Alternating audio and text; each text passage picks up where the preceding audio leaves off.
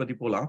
இப்ப பாத்தீங்கன்னா டெக்னாலஜி இதுல பாத்தீங்கன்னா நீங்க பாக்குறீங்க இந்த படத்துல எல்லாருமே இன்க்ளூடிங் அந்த வீட்டுல இருக்கிற பெட்டு கூட மொபைல் வச்சுட்டு இருக்கிற மாதிரி காமெடியா காமிக்கிறாங்க.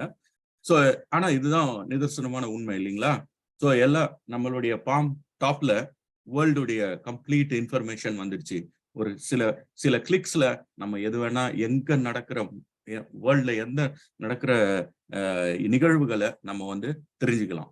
ஸோ அந்த மாதிரி முன்ன வந்து குழந்தைக்கு எல்லாம் என்ன பண்ணிட்டு இருந்தோம், நிலா சோறு ஊட்டிட்டு இருந்தோம் ரைட்டுங்களா? நிலாவை காமிச்சு அதை பாரு அப்படின்னு சொல்லிட்டு இப்போ வந்து குழந்தை வந்து ஈவன் 3 இயர்ஸ் குழந்தை கூட 3 இயர்ஸ் டு 5 இயர்ஸ் குழந்தை கூட நிலால இறங்குன அந்த வீடியோவை பார்க்கக்கூடிய திறன் இருக்கு. கரெக்டுங்களா? ஸோ அப்போ மாறிக்கிட்டு தான் இருக்கு வாழ்க்கை இது எல்லாமே மாறிட்டு தான் இருக்கு. அது நம்ம எல்லாமே பார்த்துட்டு தான் இருக்கோம்.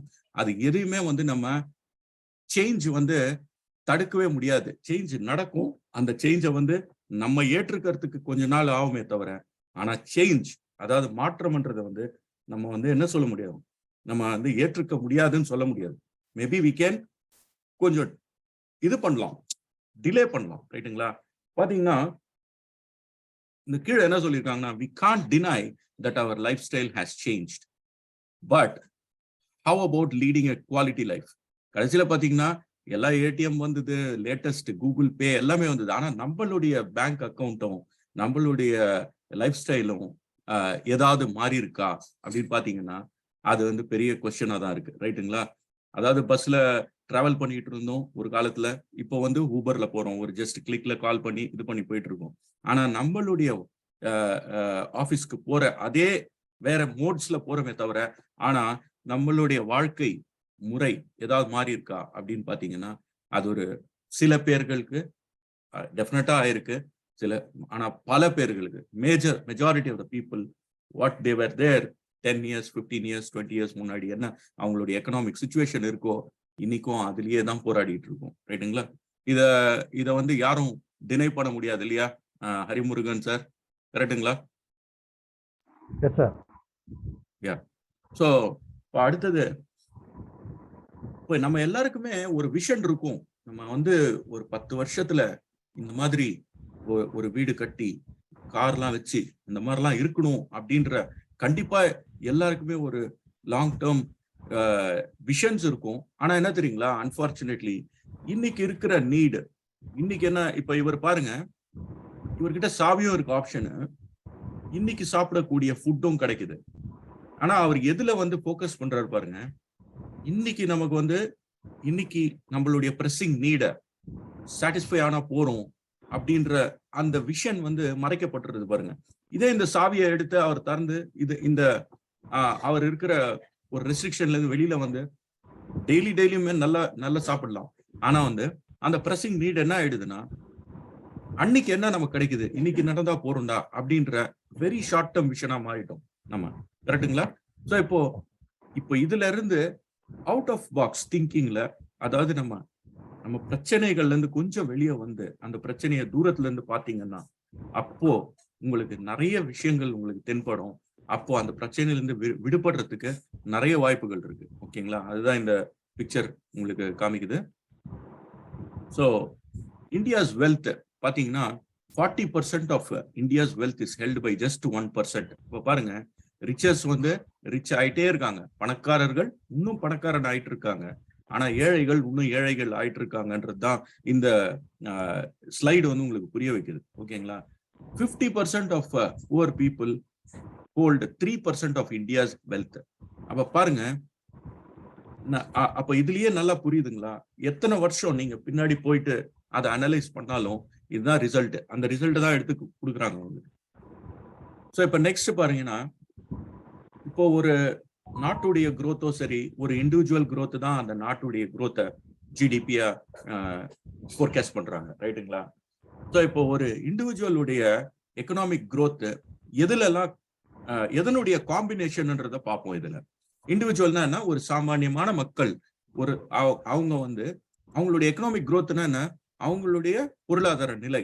ஒரு 10 வருஷம் முன்னாடி இப்படி இருந்தோம்ப்பா, இப்போ இப்படி இருக்கும்னா அந்த 10 வருஷத்துக்கு அப்புறமா நீங்க என்ன பண்ணி இருப்பீங்க, அதை பேஸ் பண்ணி தான் இன்னைக்கு நீங்க எங்க நிக்கிறீங்கன்றது தான். ஓகேங்களா? அதுதான் நிர்ணயம் பண்ணுது.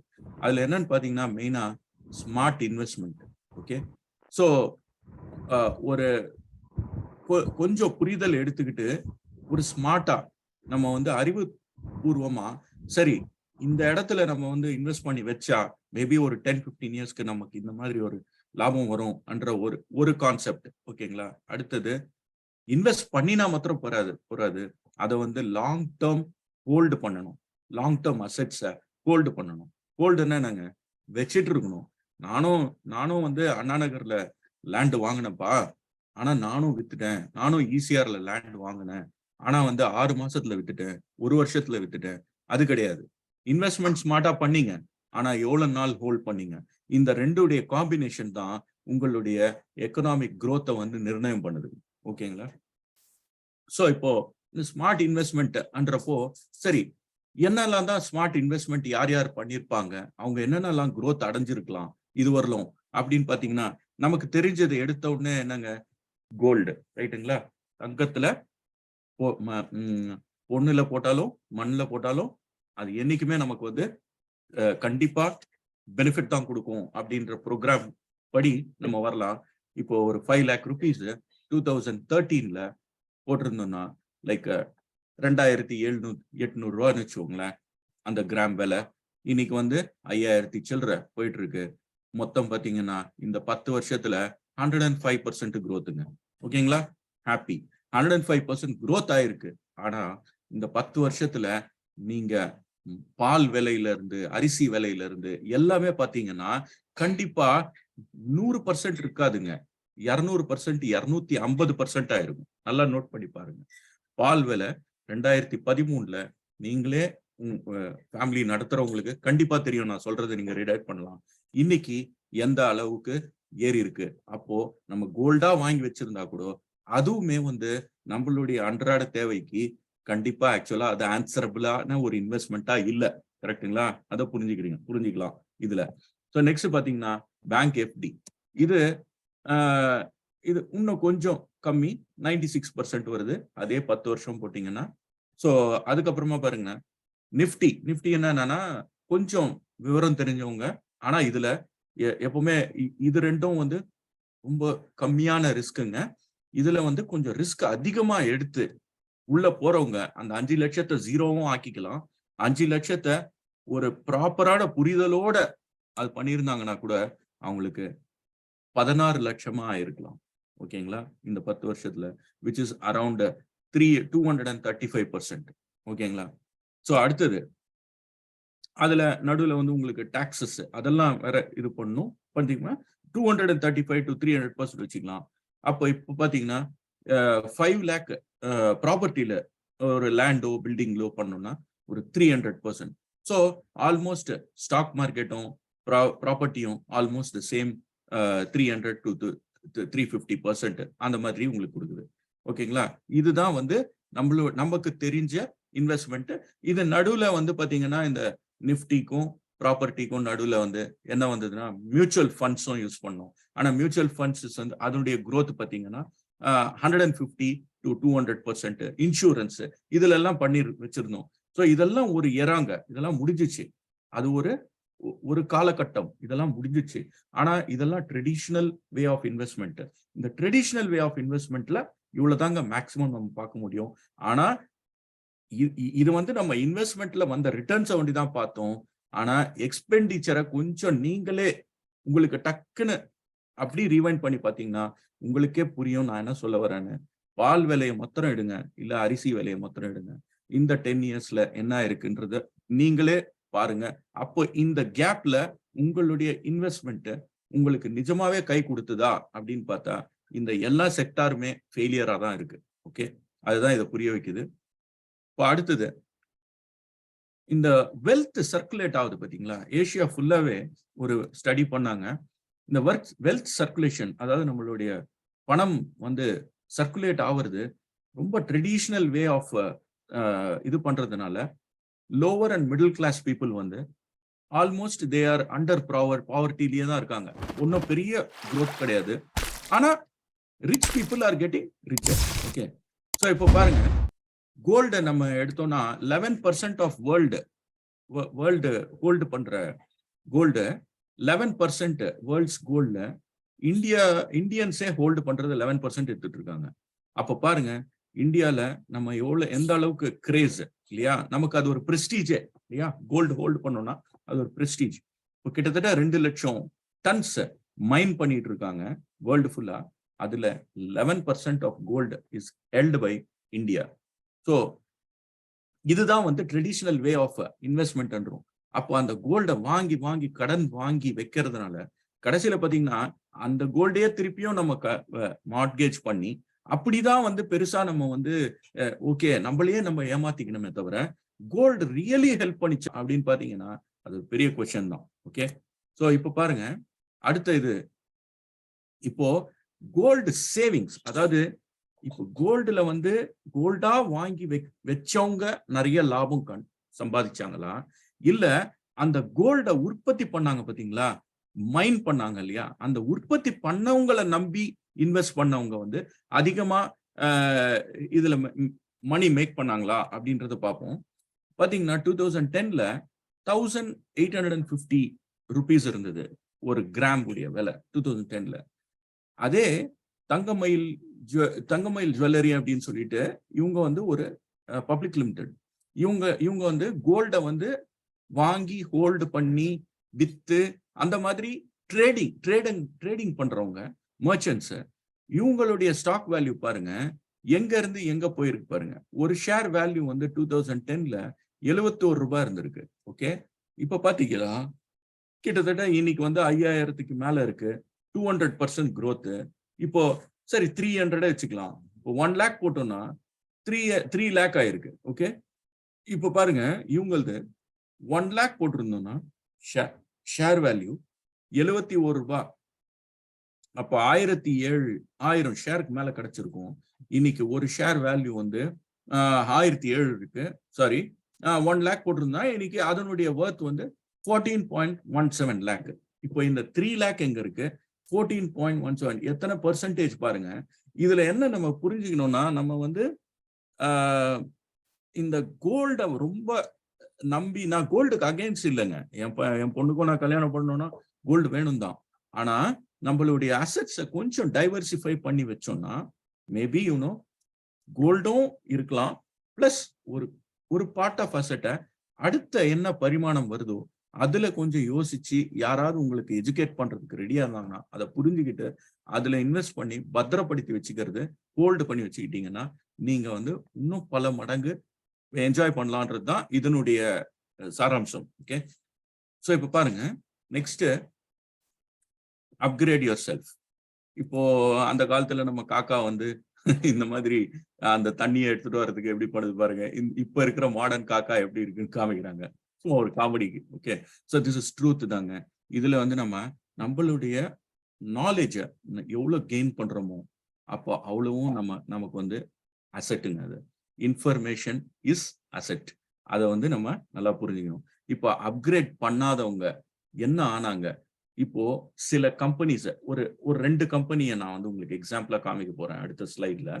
ஆனா அந்த கம்பெனிஸ் எடுத்த டெசிஷனால என்ன ஆச்சு அப்படின்னா அவங்கள சார்ந்திருந்த அந்த எம்ப்ளாயீஸ் உடைய வாழ்க்கை தரணும் கண்டிப்பா இறங்கியிருக்கும். கரெக்டுங்களா?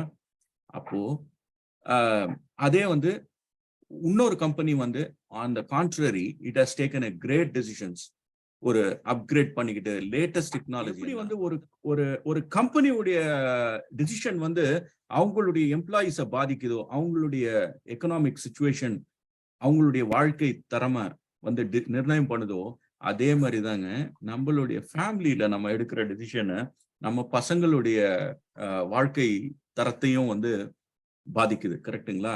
இப்போ நம்ம எல்லா டைமுமே என்ன பண்றோம், ஒரு காம்ப்ரமைஸ்ல போறோம். லைக் சரிப்பா என்னால இந்த காலேஜ் தான் சேர்க்க முடியும், என்னால இந்த செட் ஆஃப் ட்ரெஸ் தான் எடுத்து தர முடியும். ஸோ அப்போ எல்லா இடத்துலயும் நம்ம காம்ப்ரமைஸ் ஆகி போறோம்.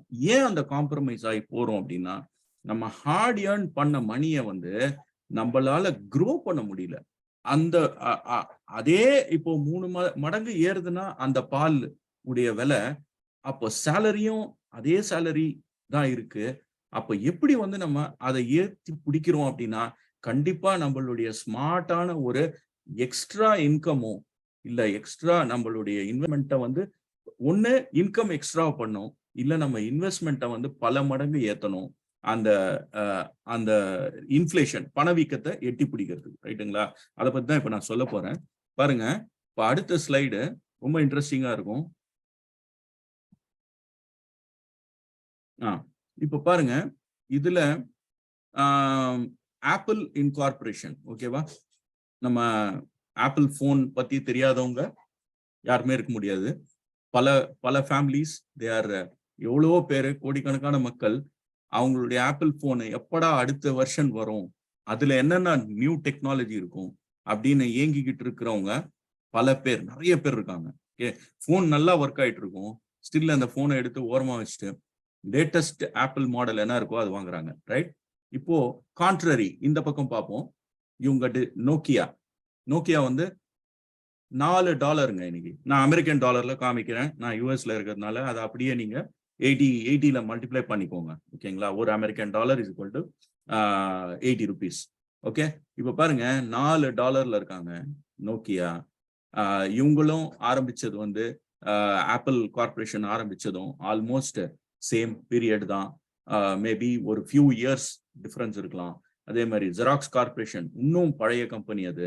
ஜெராக்ஸ் கார்ப்பரேஷன் வந்து பாத்தீங்கன்னா they were the first people who invented the மவுஸுங்க. மவுஸ் தெரியும் இல்லைங்களா? நம்ம கம்ப்யூட்டர்ல யூஸ் பண்றோம் அந்த மவுஸ. ஸோ இப்போ அவங்களுடைய இது ஒரு ஒரு ஷேருடைய வேல்யூ பாருங்க $13. இவங்களுடைய ஒரு ஷேர் வேல்யூ பாருங்க $4. அதே வந்து ஆப்பிளுடைய ஒரு ஷேர் வேல்யூ பாருங்க $165. இப்போ ஆப்பிள் ஒரு தனி இடத்த எப்படி எட்டி பிடிச்சது? நோக்கியா ஃபர்ஸ்ட் அவங்க தான். ஆப்பிள் வந்து நிறுவனம் இருந்ததுங்க. வேற வேற கம்ப்யூட்டர்ஸ் அதுலதான் இருந்தாங்களே தவிர, அவங்களுக்கு போன் வந்து இடையில தான் வந்தது. ஆனா நோக்கியா தான் ஃபர்ஸ்ட் ஒரு பேஜர்ல இருந்து கம்யூனிகேஷன் டிவைசஸ் எல்லாம் கொண்டு வந்தது நோக்கியா தான். அதே மாதிரி Xerox very first time even Microsoft கூட கண்டுபிடிக்க முடியாம முன்னாடியே தே ஹவ் இன்வென்டட் த மவுஸுங்க. ஓகே. ஆனா இவங்களும் மைக்ரோசாஃப்ட் உடைய ஷேர் வேல்யூ இன்னைக்கு நான் கொண்டு வரல. அது வந்து கிட்டத்தட்ட $250 போயிட்டு இருக்கு. ஓகே. சோ இவங்கெல்லாம் எப்படி வந்து எவால்வ் ஆனாங்க? அப்ப இந்த கம்பெனிஸ நம்பி இருந்த எம்ப்ளாயிஸ் கதி என்ன? அதே மாதிரி இந்த நோக்கியா மாதிரி நம்மளுடைய லைஃப்பும் மாறிடக்கூடாது. புரியுதுங்களா? நம்ம டெசிஷனும். சோ இவங்களுக்கு ஆண்ட்ராய்டுன்ற ஒரு சூப்பரான ஒரு கான்செப்ட் வந்தது. நான் தான்டா போன் கண்டுபிடிச்சேன். எனக்கு தெரியாதது நீ கொண்டு வந்துருவியா? அப்படின்னு சொல்லிட்டு அவங்க அந்த டெக்னாலஜியை அவங்க அடாப்ட் பண்ணிக்க முடியல. கடைசியில நோக்கியா வந்து யாருக்கு விற்கப்பட்டதுங்க? மைக்ரோசாஃப்ட் வாங்கினாங்க நோக்கியா. ஓகே. அப்போ வாங்கினப்போ கேட்ட ஒரே கேள்வி, நீ தான் முன்னோடி, நீ தான் வந்து பட்டன் போன்ல இருந்து எடுத்துட்டு வந்த பேஜர்ல இருந்து, what has happened in the middle, why you are selling your company அப்படின்னு கேட்டா அவங்க சொன்னது, நான் ஒரே ஒரு மிஸ்டேக் பண்ணோங்க, we missed to upgrade our self. அவ்வளவுதான். ரொம்ப சிம்பிள். எங்களுக்கு வந்த ஆப்பர்ச்சுனிட்டியும் காலில் எட்டி உதைச்சிட்டோம். சரி, அந்த ஆப்பர்ச்சுனிட்டி எடுத்துட்டு வந்தவரையும் வேண்டாம்னு சொல்லிட்டு திருப்பி அனுப்பிட்டோம். அதுக்கப்புறம் நாங்களே எங்களை வந்து எவால்வும் பண்ணிக்கல. ரெண்டுமே தப்பு பண்ணிட்டாங்க. சரிங்களா? இந்த ரெண்டு தப்பு பண்ணிட்டாங்க. அட்லீஸ்ட் நீ வந்து டெக்னாலஜி கொண்டு வர, உன்னை விட நான் பெரிய ஆளாய் காமிக்கிறேன், பெரிய டெக்னாலஜி கொண்டு வரேன் அப்படின்னு சொல்லிட்டு அவங்க கண்டுபிடிச்சிருக்கலாம். அதுவும் பண்ணல. அடுத்தது வந்ததையும் வந்து விட்டுட்டாங்க. சோ இததாங்க நான் சொல்ல வரேன். இந்த நிறுவனத்தை அப்படியே நம்மளுடைய ஃபேமிலிய எடுத்தாங்க ரீப்ளேஸ் பண்ணி பார்த்தோம்னா, நம்ம எந்த அளவுக்கு புரிதலோட நம்ம ஹார்ட் ஏர்ன்டு மணிய எங்கெல்லாம் நம்ம வந்து விட்டு வச்சிருக்கோம், அந்த மணி எல்லாம் இன்னும் அடுத்த 5 வருஷம் 10 வருஷத்துல நமக்கு எந்த அளவுக்கு ஹெல்ப் பண்ண போகுது அப்படின்றத நீங்களே கொஸ்டின் பண்ணிக்கணும். ஃபர்ஸ்ட் வந்து டிஜிட்டல் வேர்ல்ட பத்தி பாக்குறோம். என்ன சொல்றாங்க? இப்போ வந்து முன்னெல்லாம் வந்து நம்மலாம் மார்க்கெட் போயிட்டு வாங்கிட்டு இருந்தவங்க, இப்போ எல்லாமே ஸ்விக்கி நிறைய ஆப்ஸ் ரீப்ளேஸ் பண்ணிடுச்சு இல்லைங்களா? பாத்தீங்கன்னா 21.5% predicted to increase in 2022ல ரீச்சிங் 74.8 பில்லியன்.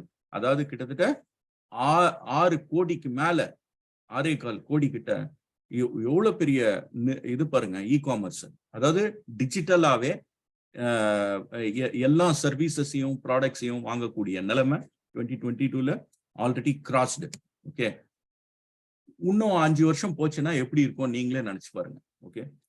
சோ இப்போ are you an investor or user of the technology?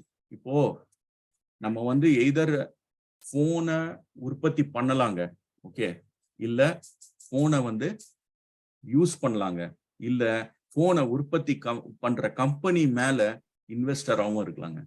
புரியுதுங்களா? போனவே உற்பத்தி பண்ணலாம். போனை உற்பத்தி பண்றதுக்கு நமக்கு வந்து தகுதி இல்ல, அந்த அளவுக்கு நம்மளால இது பண்ண முடியாதுன்னா, அட்லீஸ்ட் போன் உற்பத்தி பண்றவங்க கூட இருந்து அவங்களுக்கு ஒரு சப்போர்ட்டா நம்ம ஒரு டெக் இது பண்ணோம்னா அது இன்வெஸ்டரா மாறிடுறீங்க. அப்போ யூசரா இருக்கும். ஸோ நீங்க எதுல இருக்கணும்னு விருப்பப்படுறீங்க பாருங்க. இப்போ வந்து மைக்ரோசாஃப்ட் எல்லாருக்குமே தெரியும். எல்லாருமே அந்த மைக்ரோசாஃப்ட் உடைய ப்ராடக்ட் இல்லாம கிடையாது, ரைட்? அப்போ என்னன்னா, ஒரு 1990ல 90ஸ்ல ஒரு 10 லட்சம் ரூபாய் இன்வெஸ்ட் பண்ணி வச்சிருந்தோம்னா 77 கோடி, ஓகேவா? சோ அப்படியே நீங்க 10 லட்சம் முடியாது, 1 லட்சம்னா அப்படியே கம்மி பண்ணிக்கோங்க. 7 கோடி குட் தானே, நல்ல மணி தானே அது. அமேசான் அதுக்கப்புறம் வந்த கம்பெனி 10 லட்சம் இன்வெஸ்ட் பண்ணியிருந்தா இன்னைக்கு 22 crores. இன்னும் இன்ஃபோசிஸ்ல 10 லட்சம் இன்வெஸ்ட் பண்ணியிருந்தா இன்னைக்கு 12 crores 99ல. அதே மாதிரி ஏர்டெல் நம்ம எல்லாருக்கும் தெரியும், எல்லாருமே நிறைய பேர் யூசர்ஸ் இருக்காங்க ஏர்டெலுக்கு. ஸோ நீங்க சுத்தி பாருங்க, உங்களை சுத்தி பாக்குறப்பயே உங்களுக்கு தெரியும் நம்ம எதெல்லாம் மிஸ் பண்ணியிருக்கோம்ட்டு. மஹிந்திரா எத்தனையோ பேர் நம்ம வேன்ல போயிட்டு வந்திருப்போம், மஹிந்திரா வெஹிக்கல்ஸை யூஸ் பண்ணியிருப்போம், ரைட்? இப்ப பாருங்க 2002ல தான் 10 லட்சம் ரூபாய் இன்வெஸ்ட் பண்ணியிருந்தா 11 lakhs. ஸோ இது எல்லாமே பாத்தீங்கன்னா டெக்னாலஜி ஓரியன்டாவே வந்துட்டு இருக்கு பாருங்க நல்லா. அதே மாதிரி நெட்ஃபிளிக்ஸ் ஜஸ்ட் வீட்டுல உட்காந்துட்டு பொழுதுபோக்குக்கு கவுச்ல உட்காந்து பாக்குற ஒரு கம்பெனி. நான் படம் பாக்குறோம், ஆனா வந்து அதனுடைய ஷேர் வேல்யூ எப்படி குரோ ஆயிருக்குன்னு நம்ம என்னைக்கா பார்த்திருக்கோமா? பாத்தீங்கன்னா 62 கோடி. பாருங்க, இது எல்லாமே நம்ம வந்து நமக்கு யாராவது மறைச்சிட்டாங்களா இல்ல நம்ம பாக்குறதுக்கு மறந்துட்டோமா அப்படின்றத நம்மளே கொஸ்டின் பண்ணிக்கணும். கூகுள் எது பண்ணாலும் கூகுளை கேட்காம பண்றது இல்ல. ஆப்பிள் பத்தி இப்பதான் சொன்னேன், 17.45 crores. ஃபேஸ்புக். ஸோ இதெல்லாம் பாருங்க, எல்லாத்துக்குமே ஒரு கம்யூனிட்டியும் கூடவே இருக்குங்க சப்போர்ட்டிங்ல. ஓகே, ஸோ இப்போ நீங்க அந்த கம்யூனிட்டியில ஒரு பர்சனா இருந்து அந்த கம்யூனிட்டி வளர்றப்பயே நீங்களும் சேர்ந்து வளர்றீங்கன்னா அது அறிவுபூர்வமா உங்களுடைய பணத்தை அதிகப்படுத்துறதா இல்ல நீங்க ஜஸ்ட் வெறும் உங்களுடைய சோஃபால சாஞ்சிட்டு நெட்ஃபிளிக்ஸ் உடைய படத்தை பார்க்கறது பெஸ்டா? ஓகே, இதுதான் நம்ம வந்து இதை புரிஞ்சுக்கணும். அதே மாதிரி இது எல்லாமே most of the stocks which we have listed here எல்லாமே பாத்தீங்கன்னா டெக்னாலஜி ஓரியன்ட். அடுத்தது டெக்னாலஜி தாங்க க்ரோ ஆகி போயிட்டு இருக்கு. இப்போ 2008ல வந்த ஃபேஸ்புக்கு இப்போ ரீசெண்டா சாட் ஜிபிடி அப்படின்னு சொல்லிட்டு வந்தது. இதுல இருக்கிற சப்ஸ்கிரைபர்ஸ் ஜஸ்ட் 5-6 வாரத்துல ரீச் அவுட் ஆயிடுச்சான் சாட் ஜிபிடி. ஸோ அப்ப பாருங்க, நம்ம சுத்தி நிறைய விஷயங்கள் நடந்துட்டு இருக்கு. ஆனா நம்ம எந்த அளவுக்கு அவேர்னஸோட இருக்கும், ஓப்பன் மைண்டடா இருக்கும், இதெல்லாம் ரிசீவ் பண்ணிக்கிறதுக்கு உங்களுக்கு வந்துட்டே தான் இருக்கு. எல்லா இன்ஃபர்மேஷனும் இருக்கு, ஆனா நீங்க ரிசீவ் பண்ணணும் இல்லையா? அதுதான் நீங்க வந்து இந்த மாதிரி செஷன்ஸ்ல நீங்க உள்ள வந்துட்டு லேர்ன் பண்ணிக்கலாம். ஓகே, ஸோ அடுத்தது most precious thing on the planet என்ன சொல்லுவீங்க? டைம், ரைட்டுங்களா? டைம் போச்சுன்னா திருப்பியும் வரவே வராது, சான்ஸே இல்லை. அதே மாதிரிதான் ஆப்பர்ச்சுனிட்டியும் நம்ம எல்லாருமே வந்து அதுக்கு ஈக்குவலா நம்ம எப்போ அந்த ஒரு வாய்ப்பு வரத இந்த நேரத்துக்கு ஈக்குவலா நம்ம என்னைக்கு வந்து நம்ம அதை வந்து ரீப்ளேஸ் பண்றோமோ நினைக்கிறோமோ அப்பதான் வந்து நீங்களும் க்ரோ ஆவீங்க. நல்லா ஞாபகம் வச்சுக்கோங்க. ஓகே, ஸோ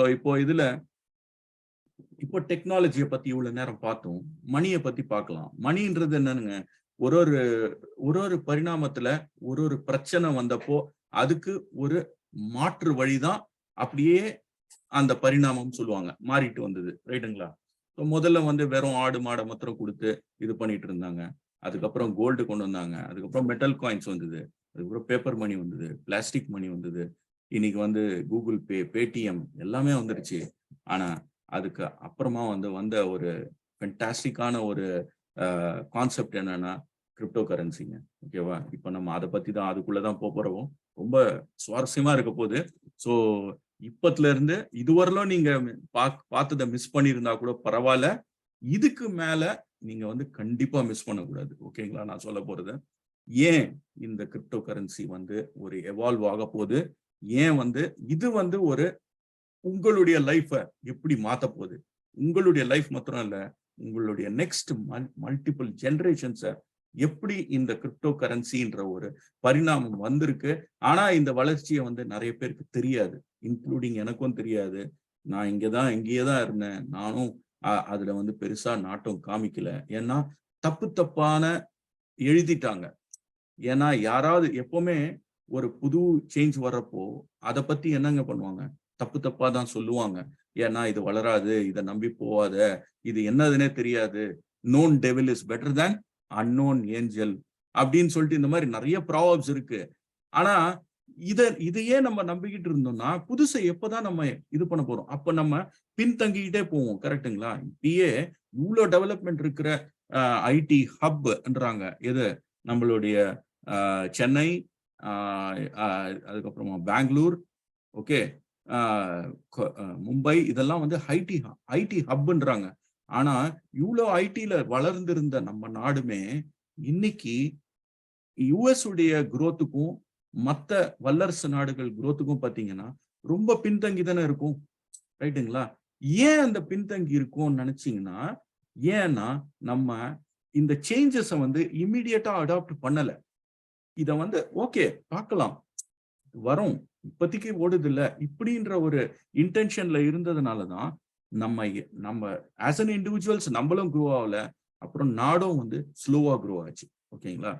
ஸோ இப்போ நெக்ஸ்ட் லெட் அஸ் சி எப்படி வந்து ஒரு ப்ராப்ளம்ல இருந்து எப்படி நம்ம வெளியே வந்தோம், என்னென்னலாம் எதுக்காக இந்த ஒரு சின்ன சேஞ்சஸ் நடந்துகிட்டே வந்தது, ஏன் வந்து பேப்பர் கரன்சில இருந்து ஏன் வந்து நம்ம வேற இதை நோக்கி போயிட்டு இருக்கோம், ஏன் சென்ட்ரலைஸ்டு பேப்பர் கரன்சி வந்து இன்னைக்கு வந்து வேண்டாம், தேவையில்லை, வேற ஏதாவது மாற்று இது பார்க்கலாம் அப்படின்னா அதுல கண்டிப்பா சில பிரச்சனைகள் இருக்கு. என்னன்னா மணியுடைய ஏற்றம் இறக்கம், பயங்கர பிளக்சுவேஷன்.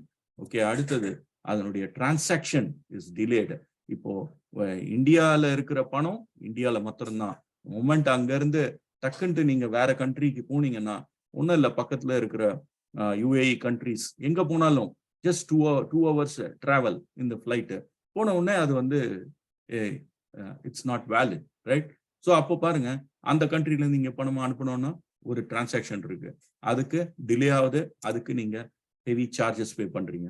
அதுக்கப்புறமா கள்ளப்பணம், இது ரொம்ப நல்லவரா எடுத்துன்னு வந்து கொடுப்பாரு, ரொம்ப நல்லவர், நமக்கு தெரிஞ்சவர் தான் இருப்பாரு, ஆனாலும் அவர் கையில இருக்கிற பணம் வந்து ரியலா அப்படின்ற கொஸ்டின் எத்தனை வாட்டி நமக்கு வந்திருக்கு இல்லையா? ஏன்னா அவரே யாருக்கிட்டே ஏமாந்து வந்திருப்பாரா அப்படின்ற ஒரு பயம் இருக்கும். ஸோ அந்த இதெல்லாம் தான் ஒரு பெரிய பிட்ஃபால்ஸுங்க. ஓகே, ஸோ இது எல்லாத்துலயும் இதுல இருந்து ஏதாவது வெளியில வரலாமா, இன்னும் கொஞ்சம் பெட்டரா ஏதாவது ஆப்ஷன் இருக்குமா அப்படின்னு பார்த்தப்பதான் என்ன தோணுச்சுங்க, இந்த மாதிரி அடுத்த லெவல் ஆஃப் பிளாக் செயின் வந்து உள்ள வந்ததுங்க. அப்ப என்னது, சென்ட்ரலைஸ்டு, டீசென்ட்ரலைஸ்ட், இது ரெண்டுத்துக்கும் என்ன வித்தியாசம்ன்றதை பார்ப்போம். முதல்ல சென்ட்ரலைஸ்டுனா நம்ம ஆர்பிஐ கவர்ன் பண்ணி, இங்க யூஎஸ்ல எடுத்தீங்கன்னா ஃபெடரல்னுவாங்க. ஸோ இவங்கெல்லாம் கவர்ன் பண்ணி இவங்க நினைச்சா நோட்டு அடிக்கலாம், எவ்வளவு வேணா நோட்டு இது பண்ணலாம், இம்ப்ரவைஸ் பண்ணலாம். அப்போ அவங்களுடைய டிசிஷன் தான். ஒரு டக்குன்னு வந்து இந்த இன்ட்ரெஸ்ட் ரேட்ஸ் வந்து ஏத்த போறோம் அப்படின்னு உடனே வந்து ஸ்டாக் மார்க்கெட் எல்லாம் கீழே வரும். ஓகேங்களா? ஸோ இப்போ இந்த இந்த ஒரு முக்கியமான டெசிஷன்ஸ் எல்லாம் ஒரு சார்புலயே நடக்கிறது தான் சென்ட்ரலைஸ்டுங்க. அந்த ஒரு சார்பை யார் பண்றாங்க, மோஸ்ட் ஆஃப் த பீப்புள் யார் கண்ட்ரோல் பண்றாங்க அப்படின்னா, நம்ம எல்லாம் நினைச்சிட்டு இருப்போம் அதெல்லாம் வந்து நம்ம அரசியல்வாதிங்க பண்றாங்கன்னு. ஆனா அரசியல்வாதியுடைய பின்னணி யாருன்னா பெரிய பெரிய பிக் கார்பரேட்ஸ். ஓகே, அவங்க என்ன டிசைட் பண்றாங்களோ அதுக்கேற்ற மாதிரி அரசியல்வாதிங்க சில டெசிஷன்ஸ் எடுப்பாங்க. எக்ஸாம்பிள் டிமானிட்டைசேஷன், நிறைய பேர் பார்த்துருப்பீங்க, ரைட்டா? அது ஒரு பெரிய எல்லாருக்குமே ஒரு சாபமா வந்திருக்கும் அப்போ. ஆனா சில பேர் வந்து அதை வரமா நினைச்சாங்க, பல பேருக்கு வந்து அது சாபமா போச்சு. ஸோ ஆனா இது எல்லாமே இதனுடைய கஷ்டம். ஒரு அர்ஜென்ட்டா போய் பணம் எடுக்கணும் அப்படின்றப்போ ஒரு பேங்கே வந்து இல்ல, நீ வந்து உனக்கு ரியலா தேவையா இந்த பணம்? ஏன்னா இப்போ வந்து ரொம்ப குரூஷியல் ஸ்டேஜ்ல இருக்கு பேங்க். எல்லாரும் வந்து இந்த மாதிரி பணத்தை கேட்டீங்கன்னா எங்களால தர முடியாது, அதனால நீங்க இப்ப கேட்கிற இவ்வளவு பெரிய தொகை 25 லட்சம் 50 லட்சம்னா அதுக்கு கேன் யூ ஜஸ்டிஃபை அப்படின்ற கேட்கிற பேங்க்ஸ் எல்லாம் இருக்கு. கேன் யூ ஜஸ்டிஃபைனா என்ன, நீங்க நிஜமாவே இது தேவையா, இவ்வளவு பணம் இன்னைக்கு எடுத்தே ஆகணுமா? ஏப்பா ஏன் பணம்ப்பா, நான் உங்ககிட்ட கொடுத்து வச்சிருந்தேன், எனக்கு அர்ஜென்ட்டா வேணும் அப்படின்னா அந்த அர்ஜென்சி என்னது என்ன ஜஸ்டிஃபை பண்ணுன்ற சில பேங்க்ஸ் எல்லாம் கூட வந்திருக்குங்க. ரைட்டா? ஏன்னா அவங்களால டக்குன்னு போய் கேட்டீங்கன்னா பணத்தை கொடுக்க முடியல. இதுதாங்க நிஜம். ஓகே. இப்போ ரீசெண்டா என் பையனுக்கு 2017ல இருந்து நான் வந்து காலேஜ் எஜுகேஷனுக்கோசரம் சேவ் பண்ணி வச்சிருந்தேன். ஒரு மாசம் மாசம் $100-200 அப்படின்னு போட்டுட்டே வந்தேன். இது வந்துங்க நியூயார்க் கவர்மெண்ட் சர்டிஃபை பண்ண ஒரு மியூச்சுவல் ஃபண்ட் மாதிரி. ஓகேங்களா? 2017ல இருந்து $100-200 அப்படி போட்டு வச்சிருந்தேன். அவன் வந்து ஒரே வாட்டி ஒரு $9,600 நான் வந்து என் பையனுக்கு ஃபீஸ் கட்டணும்னு நான் கேட்கிறேன். அவன் என்ன சொல்றான், உன்னுடைய டோட்டல் ஃபண்ட்ல இருந்து 95% ஒரே வாட்டி வித்ட்ராயல் கேட்கிற, இந்த ரிக்வெஸ்ட் வந்து ஃபெயிலியர் ஆனாலும் ஆகலாம் அப்படின்ற. நல்லா கேட்டுக்கோங்க. இப்போ நடந்தது, முந்தானேத்து நடந்த இன்சிடென்ட் எனக்கு. ஓகே.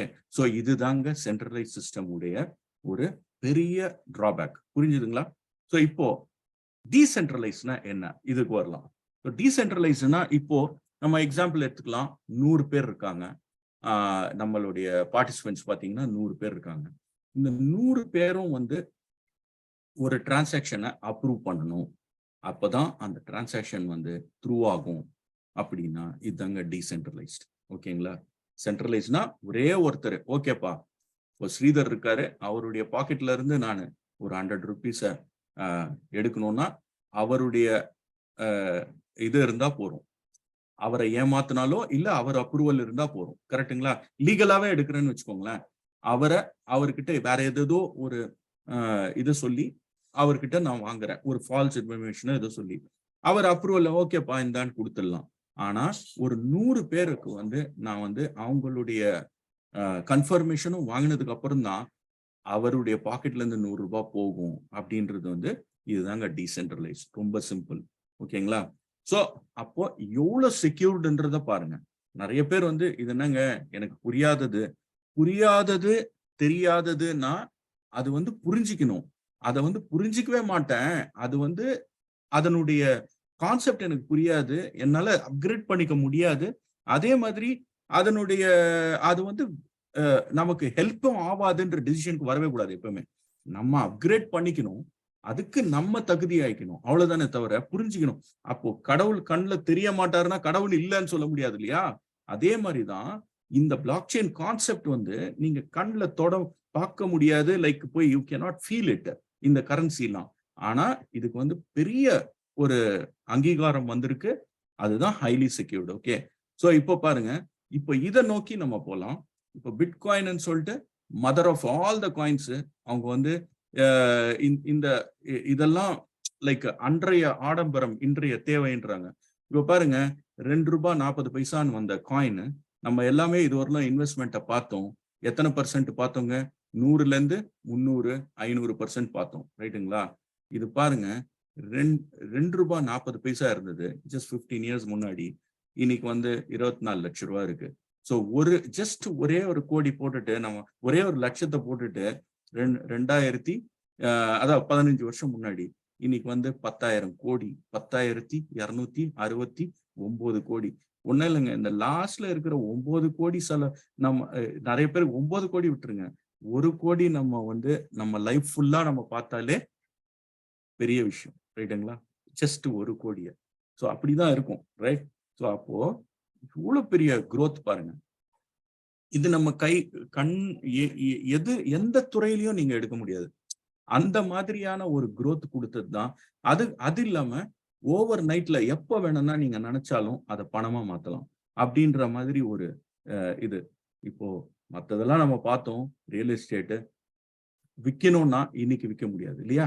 ஸோ ஆனா இன்னைக்கு நைட் எனக்கு வந்து தேவை, ஏதோ ஹாஸ்பிட்டலுக்கோ எதுக்கோ கட்டணும், பணம் அர்ஜென்ட்டா வேணும்னா கூட ஈவன் 2-3 மணிக்கு கூட நீங்க வித்து இந்த பிட்காயினை வந்து பிட்காயின் மாத்திரம் இல்லை, நான் சொல்றது மொத்தமா இந்த கிரிப்டோ கரன்சியை நீங்க என்கேஷ் பண்ணலாம். ஓகே. ஸோ இப்போ இவர் என்ன சொல்ல வர்றாருன்னு பார்க்கலாம். இவர் ஒரு எக்கனாமிஸ்டுங்க. ஓகே, கேளுங்க இவர் என்ன சொல்றாரு. மதிப்பு இனிமேல் இருக்காது.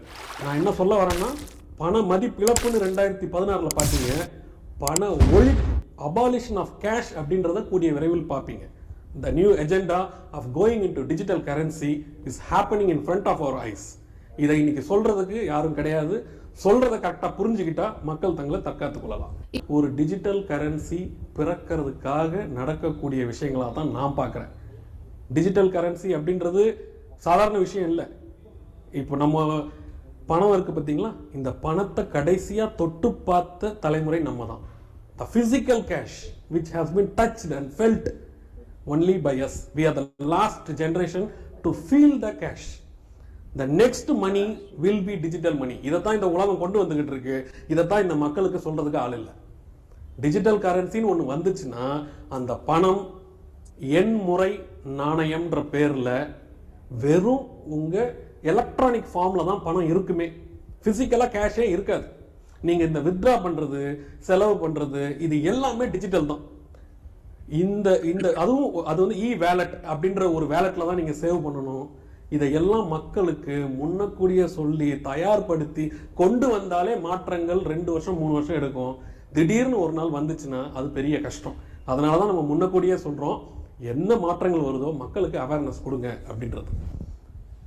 இந்த வேர்ல்டு கரன்சி இது வந்து எக்கனாமிஸ்ட் அப்படின்ற ஒரு பத்திரிகை ஜனவரி மாதம் 1988 வந்த பத்திரிகை.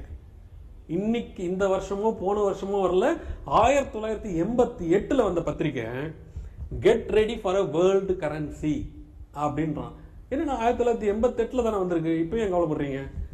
அவன் என்ன சொல்றான், get ready for a world கரன்சின்னு போட்டுட்டு இந்த இடத்துல ஒரு காயின், இந்த இடத்துல 2018 போட்டிருக்கு, ஃபீனிக்ஸ் போட்டிருக்கு. இந்த ஃபீனிக்ஸ் பறவை டாலர், என், யுவான் எல்லாமே சுக்குநூறா போனதுக்கு அப்புறமா you will have one digital கரன்சின்ட்டு 1998 ஒரு எஜெண்டால சொல்லிடுறான். எப்போ 2018 உனக்கு ஆரம்பமாகும்ட்டு. இப்போ 2018 இருந்து மக்களுக்கு கொஞ்சம் கொஞ்சம் தெரிய வர ஆரம்பிக்குது. பிட்காயின் எல்லாமே கொஞ்சம் கொஞ்சம் கேள்விப்படுறாங்க, என்னமோ நடக்குது, எங்கேயோ இருக்குது, பிட்காயின் 7 லட்சம் 8 லட்சம் ரூபாய் இருக்குன்ட்டு. ஆனா அதுதான் வருமானது தெரியாது. ஆனா ஏதோ ஒரு டிஜிட்டல் கரன்சி உறுதியா இந்த உலகம் கையில எடுக்கும். ஒன் வேர்ல்ட் ஒன் கரன்சிக்கு தயாராகிட்டு இருக்காங்க. தயாராகாம இருக்கிறது மக்கள் நம்ம தான். இந்த பணத்துக்கான ஓகே. ஸோ இப்போ பாருங்க, இந்தியா எந்த அளவுக்கு எவால்வ் ஆயிட்டு இருக்கு இந்த இண்டஸ்ட்ரியை பொறுத்தவரையிலும் அப்படின்னு பார்க்கலாம். 157 crore டேக்ஸ் மாத்திரமே கலெக்ட் பண்ணியிருக்காங்க 2022ல 2023ல. எதுக்கு மேலங்க? கிரிப்டோ கரன்சி மேல விதித்த டேக்ஸ் மாத்திரமே. ஸோ அப்போ இந்தியாவும் இதை வந்து கூர்ந்து கவனிச்சுட்டு ஆதரவு கொடுத்துட்டு தான் இருக்காங்க. பட் த திங் இஸ், இன்னும் அந்த ரெகுலேஷன்ஸ் எல்லாம் பக்காவா வெளியில வர்றதுக்குள்ள நீங்க எந்த அளவுக்கு உங்ககிட்ட இந்த அசெட் இருக்குன்றது தான் கொஸ்டின். ஓகே. ஸோ இப்போ அடுத்தது, இப்போ இதுல பாத்தீங்கன்னா ஹோல்டிங்கு பிட்காயினை வந்து ஒரு வருஷமும் ஹோல்டு பண்ணதுனால என்ன பெனிஃபிட் அப்படி வந்தது இவங்க வந்து இங்க சித்தரிச்சிருக்காங்க. But let us just move on to the next one. இப்போ வந்து யூபிஐ யூசர்ஸ் பார்த்தீங்கன்னா 53 கோடி பீப்புள் அக்ராஸ் இந்தியா இருக்காங்க. ஸோ இதுவே உங்களுக்கு ஒரு பெரிய சான்று எப்படி வந்து டெக்னாலஜியை ஓரியன்டா போயிட்டு இருக்காங்க மக்கள் அப்படின்ட்டு. நம்ம எங்க இருக்கோன்றத நீங்க பார்த்துக்கோங்க. ஓகே. ஸோ இப்போ ஜஸ்ட் இதுல பிட்காயினை பத்தி இவ்வளவு நேரம் நம்ம பார்த்தோம். இப்போ எத்திரியம் என்ன பண்ணுது? எத்திரியம் உடைய டிரான்ஸ்பரன்சி என்ன?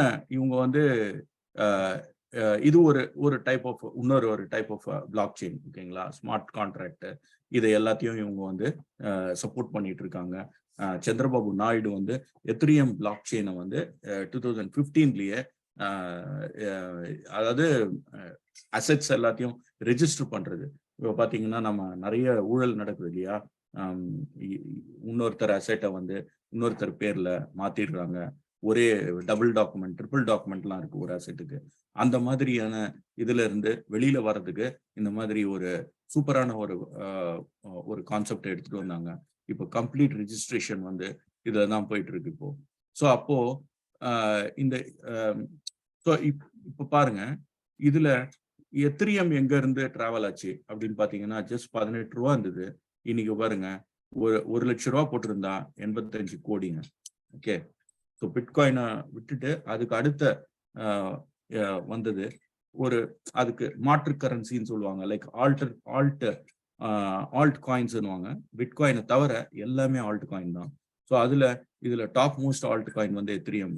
அதுலயும் பாருங்க 1 lakh போட்டிருந்தா ஜஸ்ட் வித்தின் 10 yearsல 85 crore ஆயிருக்கும். ஆனா இதெல்லாம் யார் சொன்னாங்க? நமக்கு யாரும் சொல்லல.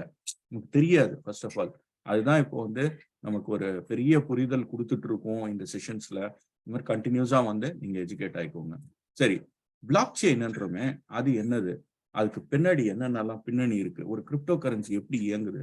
அதுக்கு பின்னாடி என்ன இருக்கு அப்படின்னு பாத்தீங்கன்னா, பிளாக் செயின்ன்ற ஒரு கான்செப்ட். அந்த டெக்னாலஜி வந்து எங்கெங்கெல்லாம் யூஸ் பண்றாங்க. இப்போ பிளாக் செயினை பத்தியே நம்ம பேசணும்னா அது தனியா ஒரு 2 மணி நேரம் கூட பேசலாம். இப்போ நான் குயிக்கா சொல்றேன்.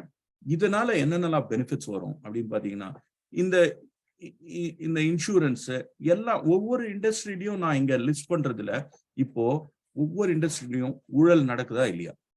இதை மாத்திரம் பாருங்க. ஓகே, ஓட்டிங் நம்பிக்கை இல்லை, கள்ள ஓட்டு. ரிலீஃப் ஃபண்டுன்னு கொடுக்குறாங்க. அது எந்த அளவுக்கு எங்க போய் அந்த ரிலீஃப் ஃபண்ட்ஸ் எல்லாத்தையும் யூஸ் பண்றாங்க தெரியுமா? தெரியாது. ரியல் எஸ்டேட் அதுலயும் வந்து பெரிய ஊழல் நடக்குது. நிறைய அண்டர் வேல்யூடு பண்ணிட்டு ஒரு கவர்மெண்ட்டுக்கு போக வேண்டிய டாக்ஸஸை இது பண்ணி அண்டர் வேல்யூ பண்ணி ரெஜிஸ்டர் பண்றாங்க. ரைட். ஃபுட் ப்ராசஸிங் இதுல எவ்வளவு கண்டாமினேஷன்ஸ், எக்ஸ்பயர் ஆன ஃபுட் எல்லாம் கூட நமக்கு வெளியே வருது. இன்சூரன்ஸ் பாருங்க, இந்த டொமைன்ஸ்ல எல்லாத்துலயுமே பேங்கிங் அடுத்த ஒரு பெரிய இது செக்டார், சப்ளை செயின். ஸோ இந்த செக்டார்ஸ்ல எல்லாம் மெடிக்கல் இதெல்லாம் பாருங்க, இதுல எல்லா இடத்துலயுமே நீங்க வந்து ஊழலை பார்த்துட்டே இருக்கலாம். இப்ப இது எல்லாத்துக்கும் தீர்வு கொடுக்கறது தான் ஸ்டூடெண்ட்ஸ். சர்டிபிகேஷனை ஈஸியா யார் வேணா திடீர்னு நினைச்சா எம்பிபிஎஸ் டாக்டர்னு சொல்லிட்டு சர்டிபிகேட் கொடுக்கலாம். அந்த மாதிரி நிறைய ஊழல்கள் நடக்குது. இப்ப இது எல்லாத்துலயுமே வந்து இந்த துறைகள்ல பிளாக் செயினை புகுத்திட்டு வந்துட்டு இருக்காங்க கவர்மெண்ட். ஓகேங்களா? அப்போ கவர்மெண்ட் மெயினா பாத்தீங்கன்னா இப்ப ஆர்பிஐ கொண்டு வந்த சிடிபிசி இருக்கு இல்லையா? அது என்னது? Central currency. எதுக்கு கொண்டு வந்தாங்க? ஒரு மணி வர்ற அந்த கள்ள நோட்டை வந்து வேண்டாம், அதை வந்து எராடிகேட் பண்றதுக்கு தான் கொண்டு வந்திருக்காங்க. சரி, அந்த கரன்சி எப்படி கிரியேட் ஆகுது அப்படின்னு பாத்தீங்கன்னா அதுவுமே பிளாக் செயின் மூலியமா தான் கிரியேட் ஆகுது. ஸோ அப்போ உங்களுக்கு இப்போ புரியுதுங்களா? இந்த பிளாக் செயின்ல எப்படி வந்து ஆண்ட்ராய்டு வந்து ஒரு 20 வருஷம் முன்னாடி பட்டன் போனா இருந்தது, இன்னைக்கு எல்லாமே ஸ்மார்ட்டா மாறிடுச்சோ, ஆண்ட்ராய்டை வந்து பார்க்க தவறினவங்க அட்லீஸ்ட் பிளாக் செயின் என்ற டெக்னாலஜி அடுத்த ஒரு 10, 20, 50, 100 இயர்ஸ் கூட ரூல் பண்ண போறதுன்னு நீங்க புரிஞ்சுக்கலாம். நீங்க நல்லா சுத்தி பாத்தீங்கன்னா இந்த இண்டஸ்ட்ரீஸை தவிர வேற எதுவும் இல்லை நம்ம சுத்தி இருக்கிறது. டிராவல் டொமைன், ரைட், எல்லாமே. ஸோ இந்த இண்டஸ்ட்ரி எல்லாத்துலயுமே ஒவ்வொன்றுத்துலயும் அது வரப்போகுது அப்படின்னா 100% வேர்ல்டு ஃபுல்லா வந்துரும்ன்ற மாதிரி தானே கான்செப்ட். அப்போ அந்த பிளாக் செயினை நம்ம வந்து இப்போ டார்கெட் பண்ணி அதுல புரிதல் எடுத்துட்டு அதுல ஒரு இன்வெஸ்டரா இருக்கலாம், இல்ல அந்த பிளாக் செயினை வந்து நீங்க கத்துக்கிட்டு ஒரு டெவலப்பரா மாதிரி வேலை வாய்ப்புகள் எடுத்துக்கலாம். அந்த மாதிரி நிறைய இருக்குங்க. ஓகே, ஸோ நீங்க எதுல ஃபிட் ஆவீங்க அப்படின்னு பாருங்க. ஓகே, இப்போ டேட்டா செக்யூரிட்டி அண்ட் பிரைவசி பத்தி பார்ப்போம். இப்போ வந்து solution to privacy on internet என்ன? இப்போ கவர்மெண்ட் ஐடென்டிஃபிகேஷன்ஸ் கேட்குறாங்க. இப்போ நம்மளுடைய ஆதார் கார்டு இது எல்லாத்தையும் வந்து பிளாக் செயின்லயே கொண்டு வரதுக்கும் பிரயத்னம் பண்ணிட்டு இருக்காங்க. அடுத்தது டேட்டா பிரைவசி. இப்போ இங்கெல்லாம் எந்த அளவுக்கு நம்மளுடைய டேட்டா பிரைவசியா இருக்கு அப்படின்றது ஒரு பெரிய question mark. Facebook, WhatsApp, Twitter, Instagram இங்கெல்லாம் பெரிய கொஸ்டின் மார்க். எல்லாம் நம்மளது வந்து அழகா என்ன பண்றாங்க, ஈஸியா வந்து மேனிபுலேட் பண்ணிடுறாங்க, நம்மளுடைய டேட்டாவை வித்துடுறாங்க. ரைட்டுங்களா? ஆனா ஃப்ரீயா கொடுத்துட்டாங்க, சர்வீஸ் ஃப்ரீயா கொடுத்துட்டாங்க. ஆனா நமக்கே தெரியாம நம்மளை யாரோ ஒருத்தர் பிங் பண்றது, நம்மள ஆட் பண்ணி வச்சிடுறாங்க குரூப்ஸ்ல. அப்ப இதெல்லாம் நடக்குது இல்லையா? அப்ப என்ன நடக்குது? நம்மளுடைய டேட்டா பிரைவசி வந்து அங்க ஒரு பெரிய காம்ப்ரமைஸ் ஆயிருக்கு. அது மாதிரி மெடிக்கல் ரிப்போர்ட்ஸ் எவ்வளவு மேனிபுலேட் பண்றாங்க, ரைட்? ஸோ இதுல டேட்டாபேஸ் பிரைவசி எப்படி வந்து நம்மளுடைய டேட்டாவெல்லாம் ஹிப்பா ரூல்ஸ்னுவாங்க யூஎஸ்ல பாத்தீங்கன்னா. அப்போ ஒரு ஒய்ஃபுக்கே வந்து ஹஸ்பண்டுடைய ஹெல்த் ரிப்போர்ட்டை வந்து ஃபுல் அவங்களுடைய அத்தாட்சி ஆத்தரைசேஷன் இல்லாம கொடுக்க கூடாது அப்படின்றதுதான் ரூல். ஸோ அந்த மாதிரி உங்களுடைய பிரைவசிஸை மெயின்டைன் பண்ணணும் அப்படின்னா எப்படி எப்படி பண்ண போறோம்? ஏன்னா இன்டர்நெட் அப்படின்னு வந்துட்டோம்னா அது ஒரு கண்ணாடி மாளிகை மாதிரி. Okay, any one can see us, right? உலகத்துல இருக்கிற எங்கேயோ திடீர்னு டர்க்கில ஒரு எர்த்குவேக் வந்ததுன்னா இங்க இருந்து பாக்குறோம் அப்படின்னா உங்களுடைய கிளிக்க எத்தனை பேர் பார்க்கலான்றத என்னைக்கா யோசிச்சிருக்கீங்களா? ஒரு கிளிக்க, ரைட்? ஸோ அதுதான். அப்போ உங்களுடைய பர்சனல் ரெக்கார்ட்ஸ் இது எல்லாத்தையுமே எப்படி வந்து நம்ம பாதுகாக்க போறோம் அப்படின்ட்டு ஒரு பெரிய கொஸ்டினுங்க இன்டர்நெட்ல. அப்பதான் என்னங்க வந்தது, பிளாக் செயினை வந்து நம்ம அடாப்ட் பண்ணோம்னா இது எல்லாத்துக்குமே ஒரு தீர்வு வரலாம் அப்படின்னு சொல்லிட்டு தான் பிரைவசி ரிலேட்டட் பிளாக் செயின்ஸ் எல்லாம் நிறையவே வந்து உள்ள புகுத்திட்டு இருக்காங்க. அதுல பெரிய சொல்யூஷன் கொடுக்கறது நம்ம பெல்டெக்ஸுங்க பிரைவசிக்குன்னு. ஓகே, ஸோ இப்போ நீங்க பார்க்குற ஒவ்வொரு இதுவுமே வந்து ஒவ்வொரு சாமானியமான ஒரு இண்டிவிஜுவலுக்கு தேவையானது, ரைட்டா? அவங்களுடைய ரைட் ஆர் டு அவங்களுடைய ஐடென்டிஃபிகேஷனை they have full rights to safe and secure, ரைட்டுங்களா? ஆனா அதுக்கு எங்க தீர்வு இருக்கு அப்படின்னு பார்த்தா நம்ம இப்போ பிட்காயினை பார்த்துட்டு இருந்தோம், எத்திரியமை பார்த்தோம், அடுத்தது பெல்டெக்ஸ்ன்னு சொல்லிட்டு ஒரு ஒரு ஒரு ஒரு அசெட்டை வந்து நான் உங்களுக்கு இன்ட்ரடியூஸ் பண்ண போறேன். ஓகே, இந்த அசெட்ல தான் நாங்க வந்து இன்வெஸ்ட் பண்ணி டிராவல் பண்ணிட்டு வந்துட்டு இருக்கோம். ஒரு 2.5 3 இயர்ஸா நான் உள்ள கிட்டத்தட்ட இருக்கேன். வெரி குட், நல்ல ப்ராடக்ட்ஸ் இருக்கு. அதை பத்தி நம்ம குவிக்கா பார்க்கலாம். இப்போ பெல்டெக்ஸ் ப்ராஜெக்ட்ஸ் எதையெல்லாம் ஃபோக்கஸ் பண்ணி போகுது அப்படின்றத பார்ப்போம். All the Beltex projects are 100% focused on safety, security, maintaining privacy, and supporting the ecosystem of mining and recording the transactions. So, இப்போ நீங்க நினைக்கலாம், என்னடா இவரு பிட்காயின் சொன்னாரு, எத்திரியம் சொல்றாரு, இப்போ 20,000 காயினுக்கு மேல இருக்குன்றாரு, பெல்டெக்ஸ் என்று ஒண்ணு சொல்றாரு, எனக்கு ஒன்றும் புரியலையே. பிளாக் செயின்ன்றதே புதுசா இப்பதான் எடுத்துட்டு வராங்க, நம்ம அதுல ஒரே ஒரு அசெட் தான் இருக்கும்னு நினைச்சா அதுலயும் வந்து 20,000 பிளஸ் அசெட்ஸ் இருக்குன்றாங்க. அதையும் வந்து இதை வந்து இதை வந்து காமிக்கிறாங்களே, எதை தான் நான் கேட்கறது அப்படின்னு நினைச்சீங்கன்னா, நான் வந்து அந்த டெக்னாலஜியை சொன்னேன். அந்த டெக்னாலஜியை சார்ந்து மல்டிபிள் காயின்ஸ் வந்திருக்கு.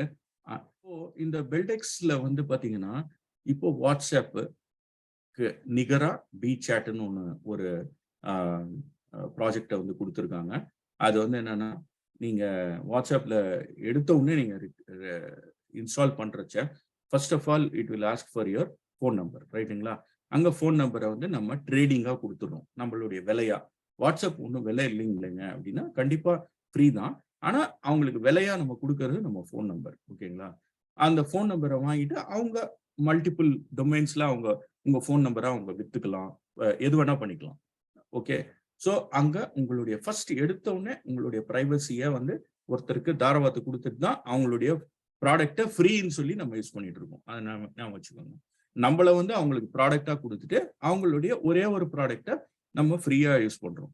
இப்போ அதுக்கு தான் மாற்றா இவங்க வந்து ஒரு பிரைவசி ப்ராஜெக்ட் ஒன்று பி சாட்னு கொண்டு வந்திருக்காங்க. ஓகே, ஸோ ஈகோ சிஸ்டம்ல அதே மாதிரி விபிஎன் வந்து பெல்நெட்னு கொடுத்துருக்காங்க. விபிஎன் தான் வந்து வர்ச்சுவல் பிரைவேட் நெட்வொர்க். இது வந்து கார்பரேட்ஸ்க்கும் இண்டிவிஜுவல்ஸ்க்கும் யூஸ் ஆகிற ஒரு என்ன சொல்றதுன்னா, ஒரு இன்டர்நெட்ல ஒரு பாதுகாப்பு வளையம்னு வச்சுக்கோங்களேன். அந்த பாதுகாப்பு வளையத்தை தான் இது விபிஎன்னுவாங்க. இந்த இப்போ சே ஃபார் எக்ஸாம்பிள் கனரா பேங்குடைய அக்கௌண்ட்டுக்குள்ள ஒரு எம்ப்ளாயி போய் ஒர்க் பண்றாருன்னு வைங்களேன். அந்த கனரா பேங்க் நான் சொல்றது வந்து கனரா பேங்கை நீங்க வந்து ஒரு ஆப் கிரியேட் பண்ணி கனரா பேங்க் உடைய உங்களுடைய அக்கௌண்ட்டை மாத்திரம் உள்ள லாகின் பண்ணிடுவீங்க. ஓகே, அந்த லாகின் பண்றப்ப கூட உள்ள வந்து உங்களை வேலிடேட் பண்ணும், நீங்க கனரா பேங்க் உடைய ரியல் கஸ்டமரா. இதெல்லாம் வந்து சேஃப்டி, இதெல்லாம் வந்து லாகின் உடைய இது. ஆனா இப்போ இந்த டேட்டா வந்து நீங்க பார்க்க தான் முடியும், ரைட்டுங்களா? உங்களால எதுவும் போயிட்டு மாத்த முடியாது. 1 லட்ச ரூபா அக்கௌண்ட்ல இருக்குன்னா 1,20,20,000 ரூபாய் நீங்க பண்ண முடியாது. அது நீங்க பணம் போட்டாதான் 1,20,20,000 ரூபாய் மாறும். ஓகே, இப்போ சில இது வந்து ஒரு அக்கௌண்ட் உடைய போன் நம்பரோ அந்த மாதிரிலாம் மாத்தணும்னா நமக்கு டைரக்டா நமக்கு வந்து கான்டாக்ட்ஸ் இருக்காது, இல்ல ஒரு அக்கௌண்ட்டை க்ளோஸ் பண்ணணும்னா நம்மளால பண்ண முடியாது. இதை வந்து பண்றதுக்கு வந்து ஒரு கம்பெனி அந்தந்த பேங்க் உடைய எம்ப்ளாயிஸ் தான் பண்ணுவாங்க, ரைட்டுங்களா? கார்பரேட்ஸ். அந்த எம்ப்ளாயிஸ் என்ன பண்ணுவாங்க, அவங்க வந்து ஒரு சர்வரை டச் பண்றதுக்கு முக்கியமான டீட்டெயில்ஸ் எல்லாம் ஆக்சஸ் பண்ணி அதை மாத்துறதுக்கெல்லாம் இந்த விபிஎன்ன்றது வந்து மெயினா அவங்கள வேலிடேட் பண்ணி தான் உள்ளவே அலோவ் பண்ணும். ஸோ இது வந்து கம்பெனிஸ்க்கு இதையும் வந்து பிரேக் பண்ணி போய் அந்த சர்வர்ஸ் என்ன பண்ணிடுறாங்க, ஹேக் பண்ணிடுறாங்க. யாருங்க? நிறைய எத்திக்கல் ஹேக்கர்ஸ், ஹேக்கிங் கோர்ஸே இருக்கு. ஓகே, ஹேக் பண்ணிட்டு என்ன பண்ணுவாங்கன்னா டோட்டல் நிறுவனத்தையே அப்படியே ஸ்தம்பிச்சிருவாங்க. பண்ணிட்டு அவங்க வந்து என்ன சொல்லுவாங்கன்னா, நீ வந்து எனக்கு எங்க இருந்து பண்ணோம், யாருமே ஒண்ணுமே தெரியாது யார் பண்ணாங்கன்ட்டு, எல்லாமே ஆன்லைன்ல பண்ணிடுவாங்க. பண்ணிட்டு அவங்க வந்து நீ வந்து இத்தனை கோடி எங்களுக்கு வந்து கொடுத்தாதான் உன்னுடைய சர்வரை நாங்க ரிலீஸ் பண்ணுவோம், அதுக்கு நாங்க கீ தரோம் அப்படின்னு சொல்லிட்டு சொல்லுவாங்க.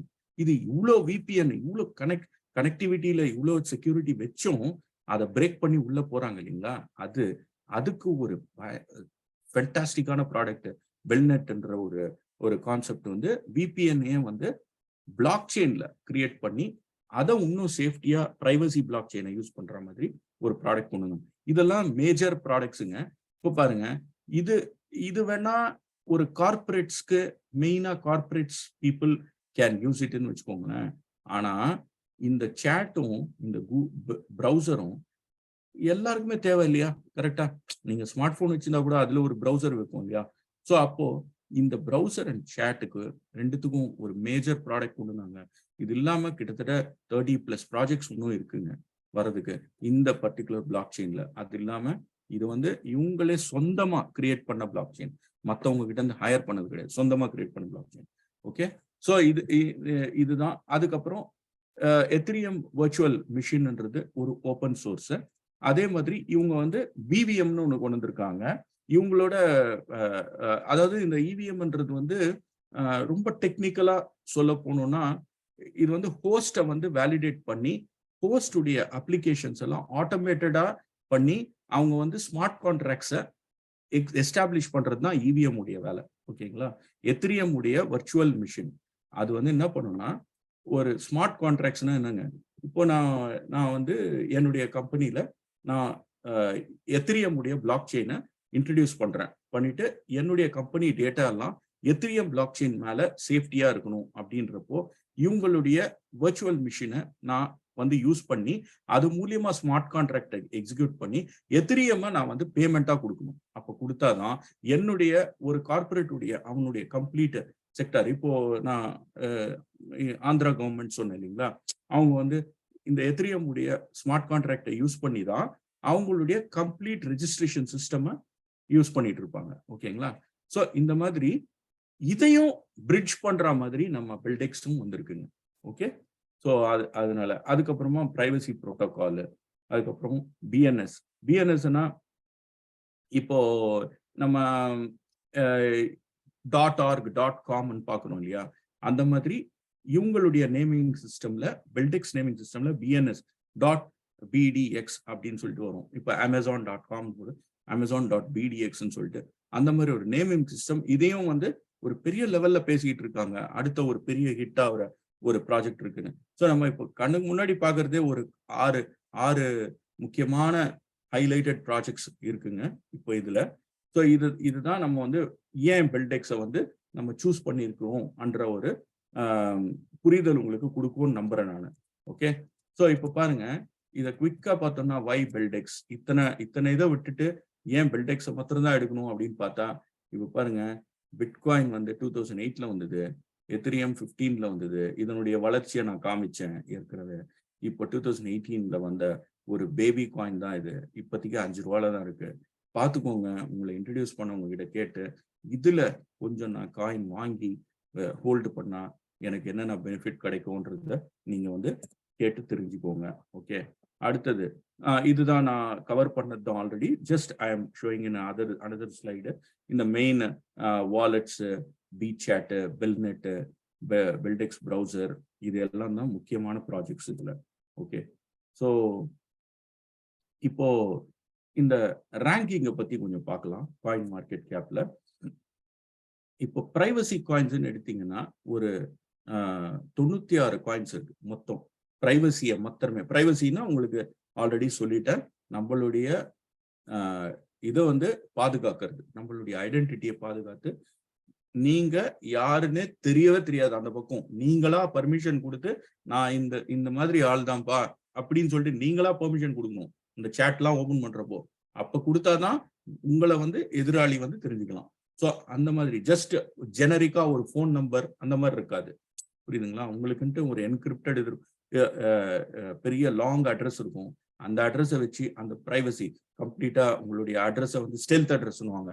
அதையும் வந்து யாருமே இந்த அட்ரஸ் எப்படி கிரியேட் ஆச்சு, அந்த அல்காரிதம்ல ஏதாவது போய் நம்ம வந்து ஒரு கோடு எழுதி அதை வந்து கண்டுபிடிக்கலாமா அப்படின்னாலும் அப்படியும் கண்டுபிடிக்க முடியாது. அந்த அட்ரஸ் ஏதாவது டீகோட் பண்ணி பண்ண முடியுமானா அப்படியும் கண்டுபிடிக்க முடியாது. அந்த அளவுக்கு ஹைலி செக்யூர்ட் பண்ணியிருக்காங்க ஸ்டெல்த் அட்ரஸ் கான்செப்டை வச்சு. ஸோ அப்போ இவங்களுடைய ரேங்கிங் எந்த அளவுக்கு இருக்கு, இப்போ இனிமேல் எவ்வளவு தூரம் போகலாம் அப்படின்றது நம்ம பார்ப்போம். இப்போ பாருங்க 96 காயின்ஸ் இருக்கு மொத்தமே டோட்டல் காயின்ஸ் பிரைவசியில. அதுல நம்மளுடைய ரேங்கிங் வந்து 10ல இருக்குங்க. ஓகே, அதே மாதிரி மாஸ்டர் நோடு இப்போ நம்மளுடைய வாலெட்ல நம்ம வாங்கி வச்சிட்டோம்னா இந்த காயின் இது எத்தனை வருஷம் ஆனாலும் அந்த காயின் நம்பர்ஸ் அப்படியே இருக்குங்க. இப்போ மாஸ்டர் நோடு ஒரு டெக்னாலஜி இருக்கிற காயின்ஸ் 138 காயின்ஸ் இருக்கு. அதுல நம்ம வந்து 5th ரேங்க்ல இருக்கும். அப்ப இந்த மாஸ்டர் நோடு என்ன பண்ணுதுன்னா ஒரு டிரான்சாக்ஷனை வந்து எவாலுவேட் பண்ணி அந்த மாஸ்டர் நோடுக்கு வந்து ஒரு ஃபீஸ் போகுங்க. ஓகே, அந்த ஃபீஸுமே அந்த காயினா தான் இருக்கும். இப்படிதான் நம்மளுடைய காயின்ஸை வந்து அப்படியே மல்டிப்ளை பண்றது வந்து இந்த மாஸ்டர் நோட் டெக்னாலஜி தான். இது 20,000 காயினுக்கு மேல இருந்தாலும் 138 காயின்கள் மாத்திரம்தான் இந்த பிளாக் செயின்ஸ் மாத்திரம்தான் இந்த மாஸ்டர் நோட சப்போர்ட் பண்ணுது. அதுலயும் நம்ம இருக்கோம். அதுவும் 5வது ரேங்க்ல இருக்கும். அதுல பார்த்துக்கோங்க. அடுத்தது இந்த காயின் அண்ட் டோக்கன் ரேங்கிங். இதுல பாத்தீங்கன்னா 231ல இருக்கும். ஓகே, அதாவது பிட்காயினை விட்டு வெளியில எது பார்த்தாலுமே அதுல 200 ஆல்ட் காயின்ஸ்ல 231st ரேங்க்ல இருக்கும். அவுட் ஆஃப் 22,500 கிட்ட கரன்சிஸ் இருக்கு. அதுல 231ல இருக்கும். இன்னும் ஒரு 5 வருஷம் போச்சுன்னா ரேங்க் வந்து கண்டிப்பா மேல ஏறும். ஏன்னா இதுல இருக்கிற இந்த 231 நமக்கு மேல இருக்கிற எல்லா காயின்ஸ்லயும் ரேங்க் இருக்கிற எல்லா காயின்ஸ்லயும் இந்த மாதிரியான சாமானிய மக்களுக்கு எண்ட் யூசர்ஸ்க்கு கொடுக்குற மாதிரி ப்ராடக்ட்ஸ் இல்லை அத்தனை காயின்ஸ்லயும். ஓகே, நாம தான் வந்து ஈகோ சிஸ்டம் என்ற முறையில இந்த பிளாக் செயின் அமைஞ்சிருக்கு. ஓகேங்களா? ஸோ நெக்ஸ்ட் வந்து லெட் அஸ் கோ டு சர்டிக் ஆடிட்டை பத்தி பார்ப்போம். இப்ப சர்டிக்னா யாருன்னா இவங்க ஒரு பெரிய நிறுவனங்க. இவங்க என்ன பண்ணுவாங்கன்னா ஒவ்வொரு கிரிப்டோவை எடுத்து வச்சு அவங்களுக்கு ஒரு ஆடிட் பண்ணுவாங்க. அவங்களுடைய பிளாக் செயின்ல இதுவரையில எவ்வளவு பிளாக்ஸ் கிரியேட் ஆயிருக்கு, இதுவரையில எவ்வளவு வந்து கம்யூனிட்டி ஸ்ட்ரென்த் இன்க்ரீஸ் ஆயிருக்கு, இந்த காயின்ல யார் யாரெல்லாம் எவ்வளவு பேர்லாம் இன்வெஸ்ட் பண்ணியிருக்காங்க, ஓகே, இன்னும் ஃபியூச்சர்ல இதனுடைய ஃபண்டமெண்டல் ஹெல்த் எப்படி இருக்கும், இதனுடைய கோட் எப்படி எந்த அளவுக்கு செக்யூர்டா இந்த அசெட்ஸை யாருமே பிரேக் பண்ண முடியாம ஹேக் பண்ணி அவங்க வந்து எடுத்துக்க முடியாத மாதிரி இதை எப்படி வந்து இருக்கு, இந்த மாதிரியான லாட் ஆஃப் யூனோ கான்செப்ட்ஸை வச்சு இவங்க அனலைஸ் பண்ணி இவங்க ரேங்கிங் பாருங்க கிட்டத்தட்ட 1123 ரேங்க் கொடுத்துருக்காங்க ஓவரால். நம்ம இப்போ வரல பார்த்த ரேங்க்ஸ் வந்து ஒவ்வொரு பிரைவசியில 10வது ரேங்க், மாஸ்டர் நோட்ல அந்த 5வது ரேங்க்னு தனித்தனி கான்செப்டா பார்த்தோம். இது வந்து மொத்தம் 22,500ல இந்த சர்டிக்ன்ற ஒரு கம்பெனி வந்து அவங்க எத்தனை பேரை ஆடிட் பண்ணாங்களோ அந்த ஆடிட்டுக்கு ஏத்த மாதிரி இவங்களுடைய fundamental strength, community trust, market stability, governance strength, operational resilience, code security, இந்த மல்டிபிள் டைமென்ஷன்ஸ்ல பார்த்து அவங்களுக்கு கொடுத்த ஒரு எக்ஸலண்டான ரேங்கிங் சிஸ்டம் 1123ல இருக்கு. ஆனா 22,000ல இருந்து 1123 பார்த்துக்கோங்க. Still it's not bad you know. நம்ம ஏன்னா காயின் வந்து இப்போ பேபி காயினுங்க, ரொம்ப சிம்பிள், 5 ரூபாயில தான் இருக்கு. இதே காயின் வந்து 10,000 ரூபாவோ 1,00,000 ரூபாய் போயிருக்கிறப்போ அப்ப பாத்தீங்கன்னா இதனுடைய ரேங்க் வந்து 50ல 30ல 20ல அப்படி வந்துடும். அப்ப பாத்தீங்கன்னா அப்போ நம்ம வந்து திருப்பியும் நாம் கொஞ்ச நேரம் முன்னாடி போட்ட பாத்தீங்களா ஸ்லைடு, அதாவது 1,00,000 போட்டிருந்தா இத்தனை கோடி வரும் அப்படின்ட்டு பெல்டெக்ஸையும் அந்த அந்த ஸ்லைட்ல பார்த்து நம்ம அப்போ வந்து என்ன பண்ணுவோம், ஐயோ பெல்டெக்ஸையும் மிஸ் பண்ணிட்டோம் அப்படின்ற நிலைமையில இருக்கக்கூடாதுன்றதுதான். we are doing this session. Okay, so next பார்க்கலாம். ஓகே, கிரிப்டோவுடைய trading, mining, lending, okay, invest பண்ணி ஹோல்டு பண்றது, ஸ்டேக்கிங் ரிவார்ட்ஸ், இதெல்லாம் என்னதுன்னு குவிக்கா பார்த்துடலாம். இப்போ கிரிப்டோல அப்போ வந்து உள்ள வந்தவங்க நஷ்டமே ஆனது இல்லைங்களா அப்படின்னா, கண்டிப்பா நஷ்டமானவங்களும் இருக்காங்க. ஏன்னா அதை வந்து ட்ரேடிங்கா பாக்குறவங்க. எப்படின்னா ட்ரேடிங்னா இன்னைக்கு வாங்கிட்டு நாளைக்கு நாளன்னைக்கு வித்துடலாம். அப்போ இந்த கிரிப்டோன்றது வந்து ரொம்ப வாலட்டைலுங்க. ஏன்னா வாலட்டைல்னா என்னன்னா ஃபிளக்சுவேஷன் ரொம்ப இருக்கும். திடீர்னு 5 ரூபாய் இருக்கும், 25 ரூபாய் ஆயிடும். 25 ரூபாயில இருக்கிறது 10 ரூபாய் ஆகலாம். அப்போ நீங்க தெரியாம போய் 25 ரூபாயில ஒரு காயின் ஏறிச்சே, இவ்வளவு ஏறிச்சே, இதுல இருந்து 25 ரூபா 50 ரூபாய் ஆவாதா ரொம்ப சீக்கிரமா, இது எப்படி 5 ரூபாயில இருந்து 25 ரூபா ஆச்சோ அந்த மாதிரி 25ல இருந்து 50 ஆவாதா அப்படின்னு நினைச்சு உள்ள போட்டீங்கன்னு வச்சுக்கோங்களேன், புரிதல் இல்லாதப்போ அப்ப என்ன ஆகும்னா அந்த டைம்ல இந்த மார்க்கெட் பிளக்சுவேஷன்ல நீங்க பயத்துல லாஸ்ல எக்ஸிட் ஆக வேண்டிய சிச்சுவேஷன் இருக்கலாம். ஓகே, அதுவே கொஞ்சம் நீங்க புரிதல் இருந்ததுன்னா, இன்னைக்கு 5 ரூபா இருந்தது 25 ரூபா போச்சு, எவ்வளவு வந்தாலும் பரவாயில்ல பாத்துக்கலாம், நம்ம இப்ப விற்க போறது இல்ல, ஒரு 5 வருஷம் கழிச்சு விற்போம், 10 வருஷம் கழிச்சு விற்போம் அப்படின்னு பாக்குறப்போ உங்களுடைய லவ்டு ஒன்ஸ்க்கு நீங்க ஒரு பெரிய லாங் டேர்ம் அசெட்டா சேர்க்குறீங்க. அதை மாத்திரம் ஞாபகம் வச்சுங்க.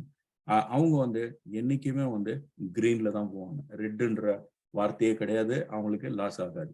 ஓகே, அப்போ மைனிங் அடுத்தது. இதே கிரிப்டோ வந்து இந்த கிரிப்டோவை எப்படியெல்லாம் நம்ம இது பண்ணலாம் அப்படின்னா, ட்ரேடிங் பண்ணலாம், அது மூலியமா சம்பாதிக்கலாம். அதே மாதிரி மைனிங் நீங்களே வந்து உற்பத்தி பண்ணலாம். அதுக்கு வந்து பெரிய இன்ஃப்ராஸ்ட்ரக்சர் வேணும். எப்படி வந்து ஒரு கோல்டையும் எலக்ட்ரிசிட்டியும் மைனிங் பண்றாங்களோ வேற வேற விதமா, குப்பையில இருந்து எலக்ட்ரிசிட்டி எடுக்கிறாங்க, தண்ணில இருந்து எலக்ட்ரிசிட்டி எடுக்கிறாங்க, அந்த மாதிரி மைனிங் பண்ணியும் நீங்க சம்பாதிக்கலாம் கிரிப்டோவை. நெக்ஸ்ட் லெண்ட், அந்த கிரிப்டோவை சில கம்பெனிஸ் லெண்ட் பண்ணும் சம்பாதிக்கிறாங்க. இப்போ நம்ம ஹோல்டுல வைக்கிறோம் சில எக்ஸ்சேஞ்சஸ்ல, அந்த எக்ஸ்சேஞ்சஸ் உங்களுக்கு ஒரு சில ஒரு ஃபியூ ரிவார்ட்ஸை கொடுத்துட்டு உங்களுடைய இதை எடுத்துட்டு போயிட்டு வெளியில லெண்ட் பண்ணுவாங்க அந்த கிரிப்டோவை. ஸோ அப்படியும் பண்றாங்க, அப்படியும் சம்பாதிக்கிறாங்க. அடுத்தது ஸ்டேக்கிங் அண்ட் அசெட்ஸ். ஸ்டேக்கிங், உங்களுடைய காயினை வாங்கி நீங்களே ஸ்டேக் பண்ணி நீங்களே அதனுடைய ரிவார்டையும் நீங்களே எடுத்துக்கலாம். இந்த மாதிரியும் இருக்கு. இதெல்லாம் பல முறைகள்.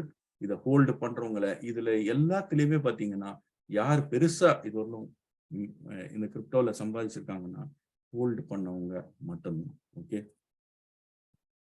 ஸோ இப்போ பாருங்க, இப்போ பாஸ்ட் 5 இயர்ஸ் குவிக்கா அப்படி பார்த்துடலாம். Bitcoin, Ethereum, XRP, Monero. மெயினா நான் மொனேரோ இதை எடுத்துட்டு வரேன். ஏன்னா இதெல்லாம் நம்ம பார்த்தாச்சு. பிட்காயின் வந்து 2 ரூபா 40 பைசா இருந்தது, இன்னைக்கு வந்து 24 லட்சம் இருக்கு.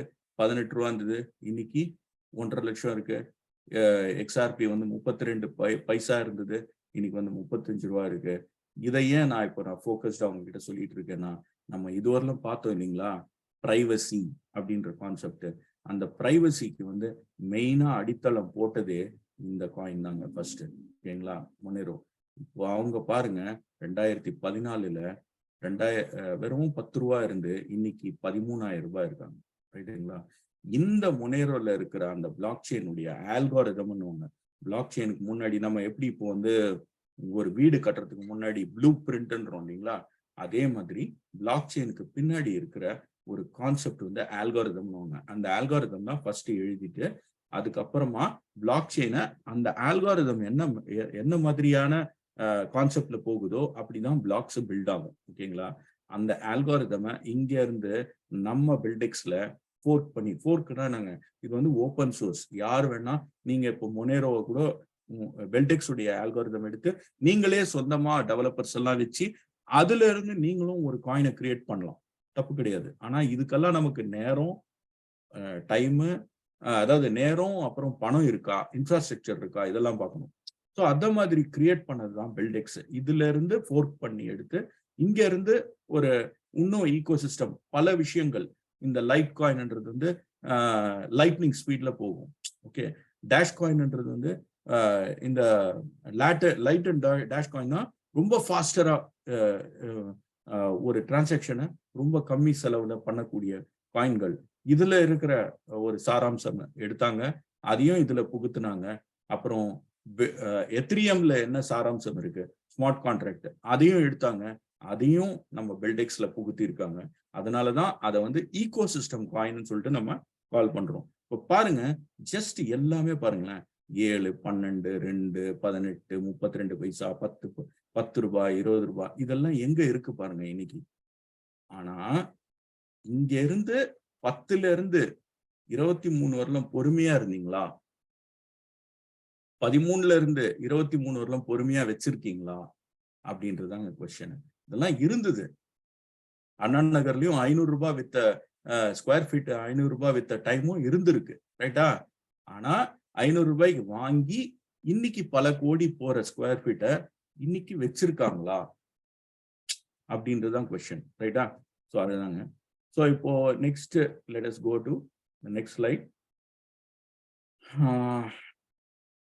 ஸோ இப்போ பாருங்க, எத்திரியம் 240ல இருந்து 24 lakhs, சாரி பிட்காயின், அதுக்கப்புறம் எத்திரியம், பெல்டெக்ஸ். இப்போ பெல்டெக்ஸ்ல நான் சொன்ன இந்த EVM, okay, smart contract, privacy projects, மொத்தம் ஒரு 36 ப்ராஜெக்ட்ஸ் லைன் அப்பா இருக்கு.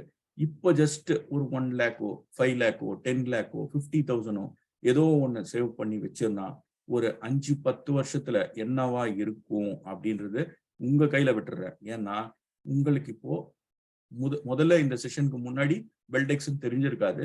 இப்போ கண்டிப்பா உங்களுக்கு இந்த ப்ராஜெக்ட்ஸ் எல்லாம் என்னென்ன பண்ணுதுன்றது உங்களுக்கு ஓரளவுக்கு நான் ரிவ்யூஸ் கொடுத்துருக்கேன். இன்னும் டெப்தானா நம்ம இன்னும் ஒரு செஷன்ல உட்காரலாம். ஸோ இதை வந்து நீங்க டிசைட் பண்ணிக்கணும். இப்போ அடுத்தது ஜிசிசின்ற ஒரு நிறுவனத்தை பத்தி நான் பேச போறேங்க, ஓகேங்களா?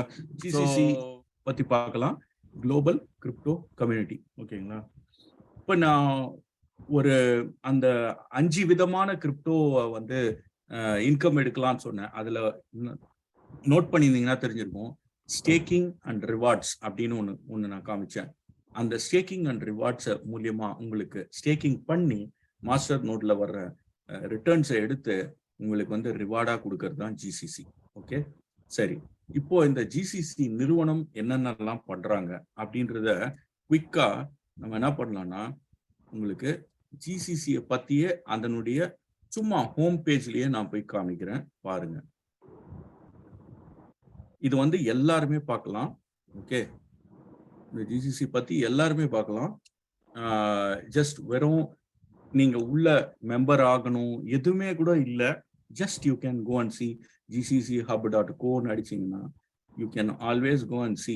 பாருங்க, மெயின் அபவுட்ல அடிச்சிங்கனாலே பாருங்க இவங்கள பத்தி வருது. இவங்க விஷன் என்னங்க, ஜிசிசி ஹப் இவங்க ஒண்ணுமே இல்லைங்க, develop the largest community, crypto community, and self sufficient, decentralise, own governance model வச்சிருக்காங்க.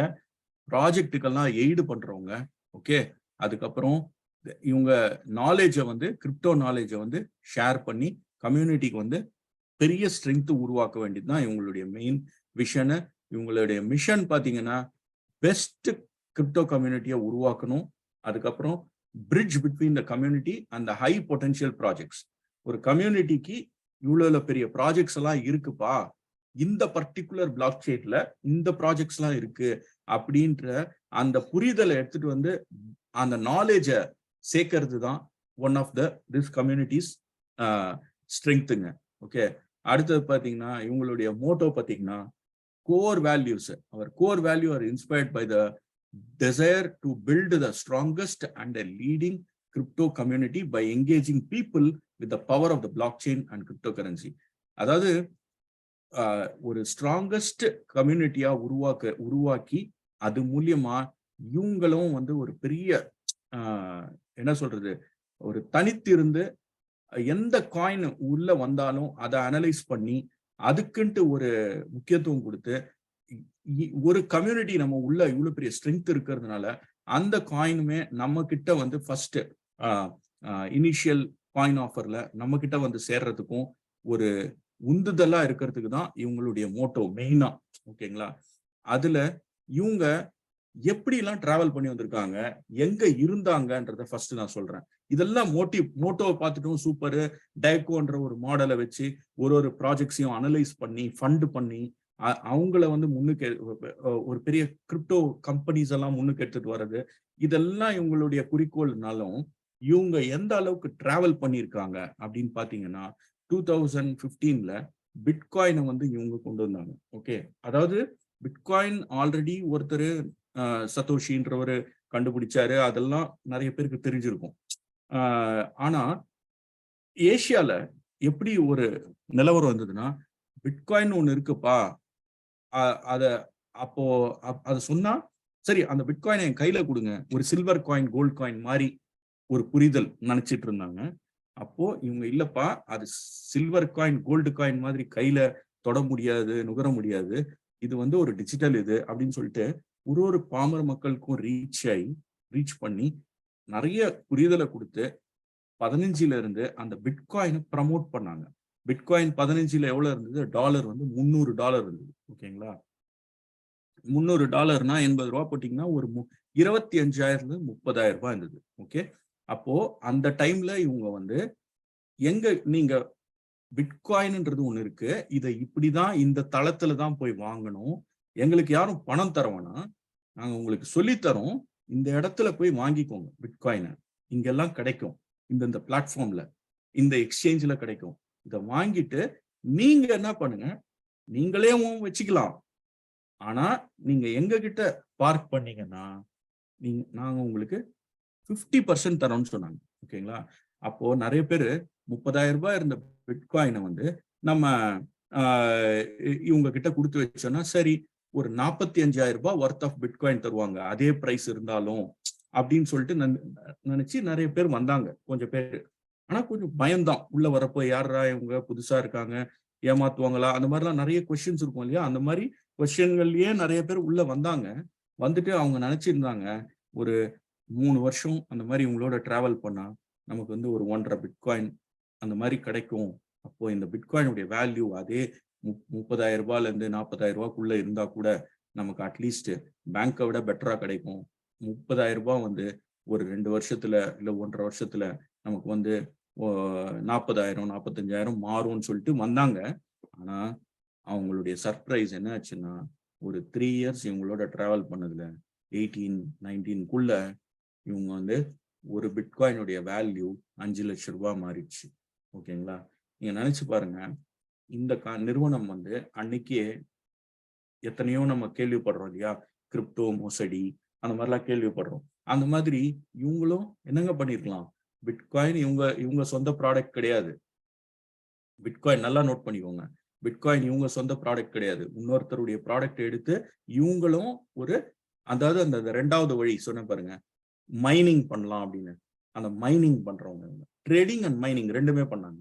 மைனிங் பண்ணி இவங்களே பிட்காயினை உற்பத்தி பண்ணி உங்களுக்கு நான் ஒரு பிட்காயினுக்கு அரை பிட்காயின் தரேன் அப்படின்னு சொன்னவங்க அன்னைக்கு பாத்தீங்கன்னா 5 லட்சம் ரூபாய் ஆனதை 5 லட்சம் ரூபாய்னா என்னங்க, அப்போ வந்து 1.5 பிட்காயின் தரணும்னா என்னங்க ஆயிடுது, ஒருத்தரும் 7.5 லட்சம் ரூபாய் 30,000 போட்டு 7.5 9 10 12 லட்சம் 20 லட்சம் 30 லட்சம் எல்லாம் எடுத்துன்னு போனவங்க எல்லாம் இருக்காங்க.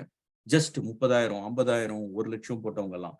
அப்போ அந்த மாதிரி டைம்ல அவங்கள இல்லைங்க நாங்க தர முடியாதுன்னு சொல்லிட்டு ஷட் டவுன் பண்ணி போயிட்டு இருந்தாங்கன்னா ஒண்ணுமே செஞ்சிருக்க முடியாது யாராரையும், கரெக்டுங்களா? ஆனா இவங்க அதை பண்ணல, எல்லாரையுமே ப்ராப்பரா என்னென்ன ஹானர் பண்ணுமோ பண்ணிட்டு உடனே என்ன பண்ணாங்கன்னா, இந்தாங்க இப்போ வந்து நாங்க கொடுத்தது வந்து வெறும் ஒரு அறுசுவை உணவு தான் உங்களுக்கு காமிச்சிருக்கோம், அடுத்தது 64 சுவை வர்ற மாதிரி ஒரு சூப்பரான ஒரு கான்செப்ட் கொண்டு வரும், அதுதான் அடுத்த பரிணாமத்துக்கு பிரைவசியை நோக்கி போயிட்டு இருக்கு. நான் எல்லா மக்களுக்குமே பிரைவசி பத்தி தான் ரொம்ப பயம் இருக்கு, அதனால நாங்க இந்த பிட்காயின் ஆஃபரை வந்து க்ளோஸ் பண்ணிட்டு உங்களுக்கு 4 விதமான இன்கமா தரும். இப்போதைக்கு நீங்க பார்த்தது வெறும் உங்களுடைய அசட்டை டெவலப் பண்றது தான் எப்படின்னு பாத்தீங்க, ஆனா உங்களுக்கு 4 விதமான இன்கம் தரும். அது இல்லாம நாங்க எங்களுடைய ஓன் இதுவரையிலும் நாங்க டெவலப் பண்ணது ஒரு தத்து பிள்ளை தான், எங்களுடைய சொந்த பிள்ளையா கொண்டு வரோம், அதுதான் பெல்டெக்ஸ். இது நாங்களே இன்ட்ரடியூஸ் பண்ற காயின், உங்களுக்கு கொடுத்த பிட்காயினை நீங்க எக்ஸ்சேஞ்சில் போயிட்டு மாத்தி பெல்டெக்ஸா மாத்திக்கிட்டு வாங்க. மாத்திட்டு வந்து எங்க கிட்ட அப்போ பாத்தீங்கன்னா இவங்க சொல்றப்போ எப்பவுமே என்னங்க ஃபவுண்டேஷன் தான் இருக்கப்போ பில்டிங் எல்லாம் வரல எதுவுமே. அப்போ எக்ஸ்சேஞ்சஸ்ல லிஸ்ட் ஆகல. நினைச்சு பாருங்க, அந்த பீப்புளுடைய அவங்க எடுத்த டெசிஷன் பாருங்களேன். அவங்களுடைய லைஃப்ல சில லீடர்ஸ் இருக்காங்க இன்னைக்கு வரணும், இந்த ஜிசிசியோட டிராவல் பண்ணிட்டு இருக்கவங்க. அன்னைக்கு எடுத்த டெசிஷன் பாருங்க. அவங்க இன்னைக்கு வந்து பல கோடிக்கு சொந்தமா உட்காந்துருக்காங்க. ஆனா இவ்வளவு பெரிய ரிஸ்க்ன்னு பாருங்களேன். பிட்காயின்ன்றது என்னதுன்னு தெரியாது. இந்த ஒரு கம்பெனி புதுசா வந்தது, இதை நம்பி இறங்குனாங்க. இந்த கம்பெனி கொடுத்துட்டு அதுக்கப்புறமா இந்த மாதிரி ஒரு கான்செப்ட் வந்திருக்கு. ஆனா இது வந்து நாட்கள் ஆகும், வெயிட் பண்ணுங்க. ஆனா இப்பவே நீங்க டோக்கனா வாங்கிக்கிட்டீங்கன்னா உங்களுக்கு பெனிஃபிட் கிடைக்கும் சொல்லிட்டு அந்த பிட்காயினை வந்து டோக்கன்ஸாவும் மாத்தி பெல்டெக்ஸ் டோக்கன்ஸாவும் வச்சுக்கிட்டு அந்த டைம்ல ஃபுல்லா பெல்டெக்ஸ்னா என்னதுன்னு தெரியாது, எந்த எக்ஸ்சேஞ்சும் லிஸ்ட் இல்ல, அது வெறும் டோக்கனாவே இருந்தது அவங்ககிட்ட. ஆனா தைரியமா வாங்கினாங்க, இந்த டோக்கனா மாத்தி வச்சுக்கிட்டாங்க. இன்னைக்கு 19 எக்ஸ்சேஞ்சஸ்ல லிஸ்ட் ஆயிருக்கு பெல்டெக்ஸ். 5 ரூபாய் இருக்கிற பெல்டெக்ஸ் காயின் வந்து 15 ரூபாயும் டச் ஆயிருக்கு. ஓகேங்களா? இப்போ உங்களுடைய லக்கு, இதுல கேட்டுட்டு இருக்க 80 பேருடைய லக்கு 5 ருபீஸ்ல இருக்கு. ஓகே, நீங்க இந்த ஜிசிசியோட டைப் பண்றதுனால என்னென்னலாம் பெனிஃபிட் வருது அப்படின்றத பார்ப்போம். இவங்க என்ன பண்றாங்கன்னா மெயினா GCC mitigates the risk through master node technology and provides the awareness trainings for the investors. Okay, அதாவது உங்களுடைய ரிஸ்க்ஸ் எல்லாத்தையும் அப்படியே மிட்டிகேட்னா நாங்க ரிஸ்கே இல்லாம நீங்க சந்தோஷமா உங்க இப்போ இவ்வளவு இதுவும் பார்த்தோம் இல்லைங்களா? இந்த 10 வருஷமா 12 வருஷமா வச்சுட்டு இருந்தவங்க எல்லாம் எவ்வளவு பெனிஃபிட் ஆயிருக்காங்க. ஆனா நம்ம நினைச்சு பாருங்களேன், உங்களுக்கு இந்த மாதிரி ஒரு கான்செப்ட் வருது, வாங்குனீங்க, ஒரு 100 ரூபாய்க்கு வாங்குனீங்க, அது வந்து ஒரு 1500 ரூபாய் போகுது அப்படின்றப்போ அந்த 1500 ரூபாய்க்கு வித்துட்டு நம்ம வெளியில போயிடலாம் அப்படின்னு சொல்லிட்டு தான் நிறைய பேர் நினைப்போம் இல்லையா? இப்போ வந்த வருடம் லாபம்ப்பா, திருப்பியும் அது 100 ரூபாய் போச்சுன்னா என்ன பண்றது, 50 ரூபாய் போச்சுன்னா என்ன பண்றது, இல்ல 0 ஆயிடுச்சுன்னா என்ன பண்றது என்ற ஒரு பயம் இருக்கும். ஏன்னா எல்லாருமே ஹார்ட் ஏர்ன்டு மணி தான். சரி, 100 ரூபாய் 1500 ரூபாய் வந்துச்சு போதுமென்ற மனுமே பொன் செய்யும் மருந்துன்னு சொல்லிட்டு நம்ம வித்துட்டு போயிட்டு அப்புறம் நிறைய ப்ராவப்ஸ் எல்லாம் சொல்லிக்குவோம். ஆனா அதுக்கப்புறம் புரண்டும் அழுவோம். எப்ப தெரியுமா? 1500 ரூபாய் வந்து ஒரு 1.5 கோடியா போறப்போ. ஓகே, நானும் வச்சிருந்தேன்ப்பா, ஆனா 1500 ரூபாயில வித்துட்டேன்ப்பா அப்படின்னு அந்த 1.5 கோடி போயிட்டு இருக்கிறப்போ அவங்க பிள்ளைகள் கிட்ட சொல்லுவாங்க, நானும் இது வச்சிருந்தேன்ப்பா அப்படின்ட்டு. இன்னைக்கும் அந்த மாதிரி சொல்றோம் இல்லையா? நானும் எங்க அப்பாவும் இங்க வச்சிருந்தாருங்க, நங்கநல்லூர்ல ஒரு லேண்ட் வச்சிருந்தாருங்க, அண்ணா நகர்ல லேண்ட் வச்சிருந்தாரு, இன்னைக்கு இருக்காப்பா அப்படின்னா இல்லைங்க. சோ இந்த மாதிரியான ஒரு எக்ஸிட் ஆகாம இருக்கிறதுக்கு அவங்க என்ன சொல்லியிருக்காங்கன்னா, ஒரு 5 வருஷம் பொறுமையா இருங்க, எதுவா இருந்தாலும் 5 வருஷம் பொறுத்து நீங்க அதுக்கப்புறம் அறுவடை பண்ணுங்க. ஆனா அந்த 5 வருஷத்துக்கு உங்களுக்கு நீங்க இருக்க முடியாம இருக்கும் இல்லையா சுச்சுவேஷனு, என்னப்பா என் பணத்தை போட்டுட்டேன், எனக்கு ஆனா நடுவுல வேணுமே அப்படின்னா கண்டிப்பா அதுக்கும் உங்களுக்கு இந்த ரிவார்டு மூலியமா உங்களுக்கு நாங்க ரிட்டர்ன்ஸ் பண்றோம். எப்படின்னா 3% கொடுக்குறோம் மாசம் மாசம். அதை எடுத்து நீங்க செலவு பண்ணிக்கோங்க. ஆனா உங்களுடைய மெயின் அசெட்ல கை வைக்காதீங்க. அந்த அசெட் வந்து ஏறுற வரலும் வெயிட் பண்ணுங்க, எங்க கம்யூனிட்டியோட இருங்க, நம்ம கம்யூனிட்டியா சேர்ந்து வளரலாம் அப்படின்றது தான் இவங்களுடைய மெயின் குறிக்கோள். ஓகேவா? இப்போ நிறைய பேர் நிறைய நியூஸ் கேள்விப்பட்டிருப்பீங்க, கிரிப்டோ மோசடி, பல கோடிகள் மோசடி பண்ணிட்டாங்க, மூடிட்டு போயிட்டாங்க, க்ளோஸ் இது மாதிரி 1 வருஷம் இருந்தாங்க, இப்போ இல்ல, 6 மாசம் இருந்தாங்க, கொடுத்துட்டே இருந்தாங்க, ஆனா இல்ல.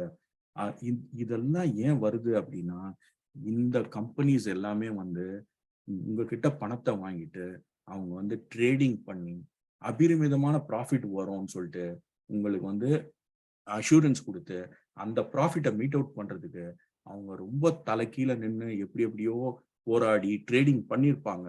கொடுக்க கூடாதுன்னு இல்லை, பண்ணியிருப்பாங்க. ஆனா அத்தனை ட்ரேடிங்கும் வந்து ப்ராஃபிட்ல எண்ட் ஆகும் அப்படின்ற இதுவே கிடையாது. அப்படின்னா எல்லாருமே கோடீஸ்வரர்களா இருக்கலாம் இல்லையா? ஒரு ஸ்டாக் மார்க்கெட்ல போய் நம்ம ட்ரேட் பண்றோம், ஒரு கிரிப்டோ கரன்சி மார்க்கெட்ல போய் ட்ரேட் பண்றோம்னா நம்ம என்னைக்குமே 100% ப்ராஃபிட்டபிளா வர முடியாது இல்லையா? ஸோ அப்போ இந்த மாதிரியான சில நிறுவனங்கள்னால ஜிசிசி மாதிரியான நிறுவனங்கள் மேலேயும் நம்ம சந்தேகப்பட வேண்டிய நெசசிட்டி வருது. அதுக்கு தான் இந்த கிளாரிஃபிகேஷன் கொடுத்துட்டு இருக்கேன் இவ்வளவு நேரம் இந்த ஸ்லைட்லயே. ஏன்னா இவங்க வந்து பிட்காயினை ப்ரமோட் பண்ணி இந்த பிட்காயின் வந்து 4-5 லட்சம் ரூபாய் வரலும் தான் ப்ரமோட் பண்ணாங்க. இன்னைக்கு 24 லட்சம் ரூபாய், 52 லட்சமும் போயிருக்கு பிட்காயின். ஓகே, ஸோ அந்த மாதிரி ஒரு காயினை அவங்களும் ஒரு ஃபேக்டரா இருந்து ப்ரமோட் பண்ணவங்கல்ல, நம்ம அவங்களோட டைப் பண்ணி இருந்தோம்னா we will also be a highly successful people. Okay, இப்போ நெக்ஸ்ட் பாருங்க, பவர் ஆஃப் கம்யூனிட்டி. இப்போ இதெல்லாம் பாக்குறீங்களே ஒவ்வொன்னா, கூட நீங்க சாட் ஜிபிடியும் சேர்த்துக்கலாம். ஓகேவா, லேட்டஸ்ட் நீங்க ஐடி கையா இருந்தீங்கன்னா உங்களுக்கு தெரிஞ்சிருக்கும். இதுல எல்லாத்துலயுமே பாத்தீங்கன்னா ஒரு கம்யூனிட்டி வந்து சார்ந்து இருக்கு. யூடியூப் சப்ஸ்கிரைபர்ஸ் இல்லாம யூடியூப் கிடையாது. ட்விட்டர்ஸ் எவ்வளவு பேர் ஆக்டர்ஸ், ஈவன் யுஎஸ் பிரசிடென்ட் யாருக்காவது ஏதாவது தெரிவிக்கணும்னா ட்விட்டர் மூலியமா தெரிவிக்கிறாருங்க இன்னைக்கு, ரைட்டுங்களா? அவரை ஃபாலோ பண்ற எவ்வளவு கம்யூனிட்டிஸ். அப்போ ஃபேஸ்புக் எவ்வளோ யூசர் கம்யூனிட்டி, வாட்ஸ்அப்க்கு எவ்வளோ கம்யூனிட்டி, ட்ரேடிங் கம்யூனிட்டி, பிட்காயினுக்கு. அந்த மாதிரி பிரைவசி அப்படின்ற கம்யூனிட்டி கண்டிப்பா உருவாயிட்டு வந்துட்டு இருக்கு. ஏன்னா பிரைவசி வந்து இப்போ யாருக்கும் அதை பத்தி பெரிய புரிதல் இல்லை. நமக்கு எல்லாமே ஃப்ரீயா கிடைக்குதுன்னு ஹாப்பியா யூஸ் பண்ணிட்டு இருக்கோம். ஆனா நம்ம எப்போ வந்து அது புரிதல் வருதோ அப்போ போய் அந்த புரிதலுக்கு சொல்யூஷன் எங்கப்பான்னு தேடுறப்போ அங்க வந்து பெல்டெக்ஸ் ஒரு முன்னோடியா நிற்கும். ஓகேவா, அதனால அதை வந்து இன்னைக்கே நீங்க அறிவுபூர்வமா என்விஷன் பண்ணி நீங்க எவ்வளவுனா தேடுங்க, தேடி கண்டுபிடிங்க, நீ அனலைஸ் பண்ணுங்க. இல்லைன்னு சொல்ல, இது நானும் வந்து ஓரளவுக்கு நானும் அனலைஸ் பண்ணியிருக்கேன். ஏன்னா யூஎஸ்ல உட்காந்துருக்கேன், மல்டிபிள் ஆப்பர்ச்சுனிட்டிஸ் எனக்கு இருக்கு இன்வெஸ்ட்மெண்ட்ல. ஸோ இதை ஏன் நான் அனலைஸ் பண்ணி உங்ககிட்ட சொல்லிட்டு இருக்கேன்னா, இதுல நான் பெனிஃபிட் அடைஞ்சிருக்கேன். அதையும் நான் காமிக்கிறேன், ஜிசிசியால என்ன பெனிஃபிட் அடைஞ்சிருக்கேன்னு. இதுல வந்து ஜிசிசி வந்து 4 டைப்ஸ் ஆஃப் இன்கம் இருக்குங்க. ஓகேவா, நான் உங்களுக்கு இதுவரையிலும் கவர் பண்ணது ஜஸ்ட் 1 டைப் ஆஃப் இன்கம் தான், 3% தான். இதை வந்து தெரிஞ்சுக்கோங்க. இன்னும் 3 டைப்ஸ் ஆஃப் இன்கம் என்னென்ன இருக்குன்னு உங்களை யார் இன்ட்ரடியூஸ் பண்ணாங்களோ அவங்க கிட்ட கேளுங்க, கண்டிப்பா ஷேர் பண்ணுவாங்க. ஓகே, ஸோ அடுத்தது இப்போ பாருங்க, இதுலலாம் இது வந்து ஆல்ரெடி நம்ம பார்த்தது தான். 1 lakh இன்வெஸ்ட் பண்ணியிருந்தா எந்த அளவுக்கு நம்ம இது வருவோம். 1 lakh இன்வெஸ்ட் பண்ணியிருந்தா முன்னேறல 10 ரூபாய் இருந்ததுன்னா இன்னைக்கு வந்து பாருங்க 9 இயர்ஸ்ல கிட்டத்தட்ட 1600 கோடி. அந்த மாதிரி ஒரு 9 இயர்ஸ் கூட வாண்டாங்க. ஒரு அடுத்த 5 இயர்ஸ் நம்மளுடைய பிட்காயினுடைய விலை அட்லீஸ்ட் ஒரு 300-400% மேல போச்சுன்னா உங்ககிட்ட எவ்வளவு காயின் இருக்குன்றத பார்த்துக்கோங்க. ரொம்ப கம்மியான பிரைஸ்ல இருக்கப்போ வாங்கிக்கோங்க. அதை ஸ்டேக்கிங்ன்ற ரிவார்ட்ஸை கத்துக்கோங்க, எப்படி நம்ம ரிவார்டு எடுக்கலாம் அப்படின்றது. அதுக்கப்புறம் அதை மல்டிப்ளை பண்ணுங்க. உங்ககிட்ட 5000 காயினை வந்து 5 லட்சம், 10 லட்சம், 5 கோடி காயினா பண்றதுக்கும் ஜிசிசி வந்து உங்களுக்கு உறுதுணையா இருந்து அவ்வளோ ரிவார்ட்ஸ் உங்களுக்கு குற்றாங்க வாரி. ஓகே, ஆனா நீங்க அந்த அந்த இதுல இருந்து எவ்வளவு நீங்க கிராப் பண்ண போறீங்க. இப்போ பாருங்க, இதுல இந்த 4 டைப்ஸ் ஆஃப் இன்கம்ல நான் சொன்னேன் இல்லைங்களா, இந்த 400% ஆஃபர்னு. இதுல பாத்தீங்கன்னா உங்களுக்கு கிட்டத்தட்ட 300 கோடி காயின் அவங்க வந்து ஒதுக்கியிருக்காங்க. ஓகேவா, 300 crore காயின்ஸ். அந்த 300 crore காயின்ஸ்ல நம்ம எவ்வளவு எடுக்க போறோம் அப்படின்றத நீங்க தான் டிசைட் பண்ணணும். அடுத்தது கிரிப்டோ டாக்ஸஸ். இப்போ பாருங்க, இது எல்லாமே வந்து இந்த கண்ட்ரிஸ் எல்லாம் டாக்ஸஸ் விதிச்சிருக்கு. இன்னைக்கு இது மேலேயும் வந்து இல்ல இந்த கிரிப்டோ வந்து என்னைக்கு வேணா பேன் பண்ணுவாங்க அப்படின்ற கொஸ்டினுக்கு உங்களுக்கு இடமே இல்லை. இந்த ஸ்லைடை பார்த்தீங்கன்னா US, Australia, south Africa, Sweden, India பாருங்க. நீங்க உடனே கேட்கலாம், ஏங்க நான் எனக்கு வர்ற இன்கம்ல 30% கொடுத்துடணுமா? ஆமாங்க, கரெக்ட்.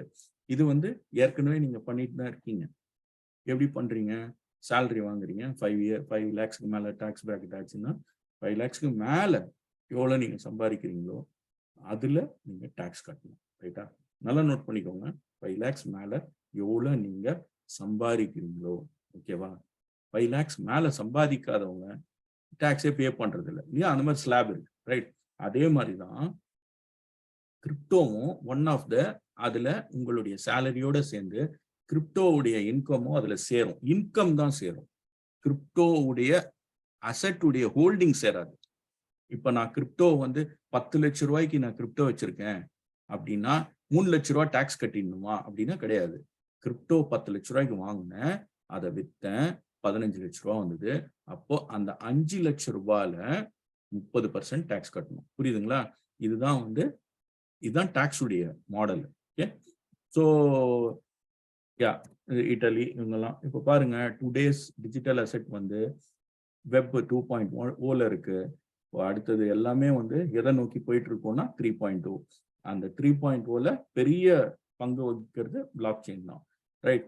ஸோ இது next let's move to the next slide.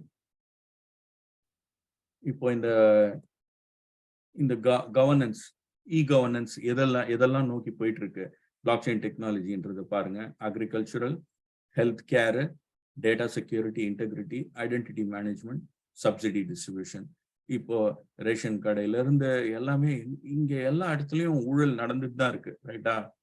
So அப்போ இது எல்லாத்துக்குமே ஒரே தீர்வு வந்து கவர்மெண்ட் ஆஃப் தமிழ்நாடுவே பெட்டரா இன்னும் எப்படி எஃபிஷியண்டா ஒவ்வொரு துறையிலையும் ஊழல் நடக்காம தடுக்கணும்னா பெரிய சட்டங்கள் இதெல்லாம் வர தேவையில்லைங்க. அது நடக்கிறதுக்கே வாய்ப்பே இல்லாம பண்ணிட்டா முடிஞ்சிச்சு இல்லையா? சட்டம் எதுக்கு சொல்லுங்க? ஸோ அப்போ அந்த வாய்ப்பே இல்லைன்னா, வாய்ப்பு இருந்தா தானே திருடினவனுக்கு ஒரு ஜெயிலு, திருடினவனுக்கு ஒரு போலீஸ், அதெல்லாம் வேணும். திருடுறதுக்கு வாய்ப்பே இல்லைன்னா ஸோ அதை நோக்கி தான் போயிட்டு இருக்கு. ஓகேங்களா? Block chain technology. ஸோ இப்போ அடுத்தது பாருங்க, இந்த யூட்டிலிட்டி. நம்ம பெல்டெக்ஸ் வந்து யூட்டிலிட்டின்னா என்னன்னா, நீங்க இப்போ தங்கத்தை கொண்டு போய் கொடுத்து சரவண பவன்ல காஃபி சாப்பிட முடியாது. ரைட்டுங்களா? ஸோ தங்கம் வேணா நம்ம அடமானம் வச்சு அந்த பணத்தை எடுத்து போய் கொடுக்கலாம். ஆனா இங்க ஐவென்ட் பேன்னு ஒரு சூப்பர் கம்பெனி, இவங்க வந்து குளோபல் கம்பெனி, இவங்க வந்து நம்ம பெல்டெக்ஸையும் அவங்களுடைய இதுல ஆட் பண்ணியிருக்காங்க.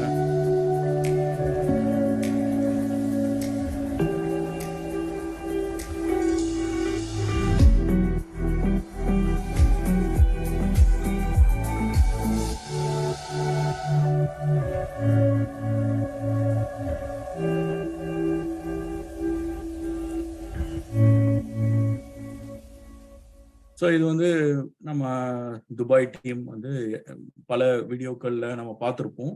அவங்களுடைய இது செஷன்ஸ்ல அவங்க பண்ணது. ஸோ அங்க ஒரு ரெஸ்டாரண்ட்ல போயிட்டு தே யூஸ் த ஐவென்ட் பே பண்ணிட்டு வந்தாங்க.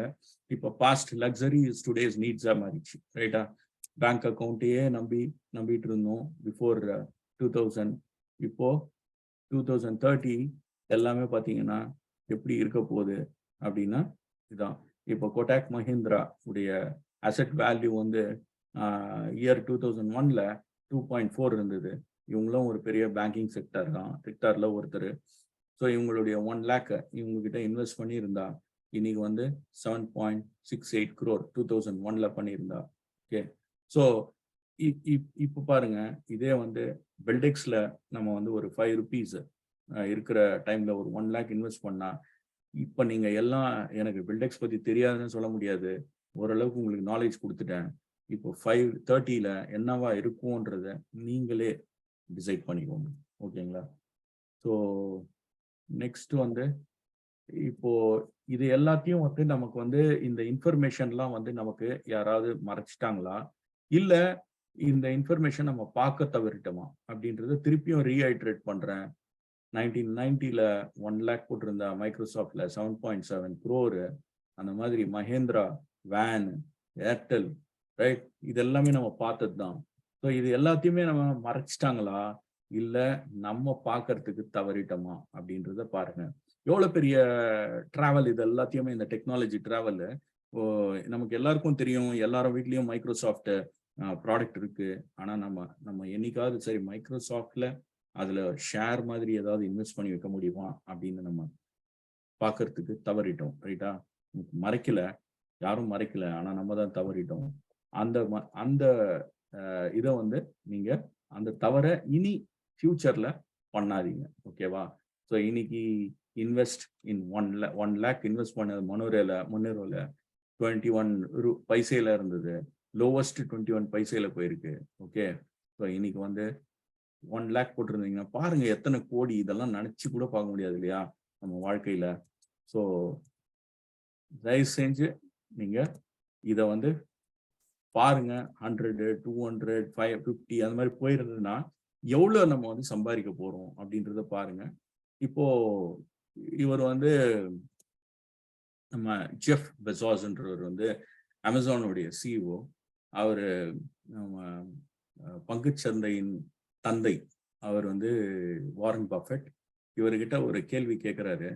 நீங்க கொடுக்கிற இவர் வாரன் பஃபெட்ன்றது நிறைய பேருக்கு தெரிஞ்சிருக்கும். இருந்தாலும் குயிக்கா சொல்லிடுறேன்.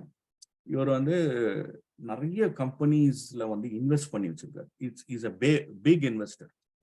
அதே மாதிரி நொடிஞ்சு போன கம்பெனிஸ் எல்லாம் சின்ன சின்ன கம்பெனிஸை எடுத்து அதை வந்து பெருசாகவும் ஆக்கியிருக்காரு. இவருடைய அசெட், இவரும் வந்து உலக பணக்காரர்கள்ல ஒருத்தர். ஓகே, இவர் ரொம்ப சிம்பிள் அட்வைசஸ் கொடுப்பாரு. அவரு இது மாதிரிலாம் லாங் டேர்ம்ல பண்ணிக்கிட்டே வாங்க, கொஞ்சம் கொஞ்சமா இன்வெஸ்ட் பண்ணிட்டு வாங்க. நிறைய விஷயங்கள் அவருக்கு இருக்கு. யூடியூப்ல போனீங்கன்னா நீங்க தேடலாம், இவரை பத்தியே நிறைய இருக்கும். Okay, Warren Buffett. இவர்கிட்ட இந்த அமேசானுடைய சிஇஓ கேட்கிறாரு, நீங்க சொல்றது எல்லாமே சரி வாரன், ஆனா உங்களுடைய இன்வெஸ்ட்மெண்ட் ஸ்ட்ராட்டஜி வந்து ரொம்ப சிம்பிளா இருக்கு. ஏன் வந்து எல்லாராலையும் காப்பி பண்ணி உங்களை மாதிரியே பெரிய ஆளா ஆக முடியல?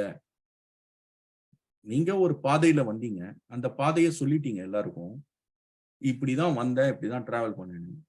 இதை ஏன் வந்து காப்பி பண்ணி மக்களால உங்களை மாதிரி சக்சஸ்ஃபுல்லா ஆக முடியல அப்படின்னு அவர் கேட்கிறாரு.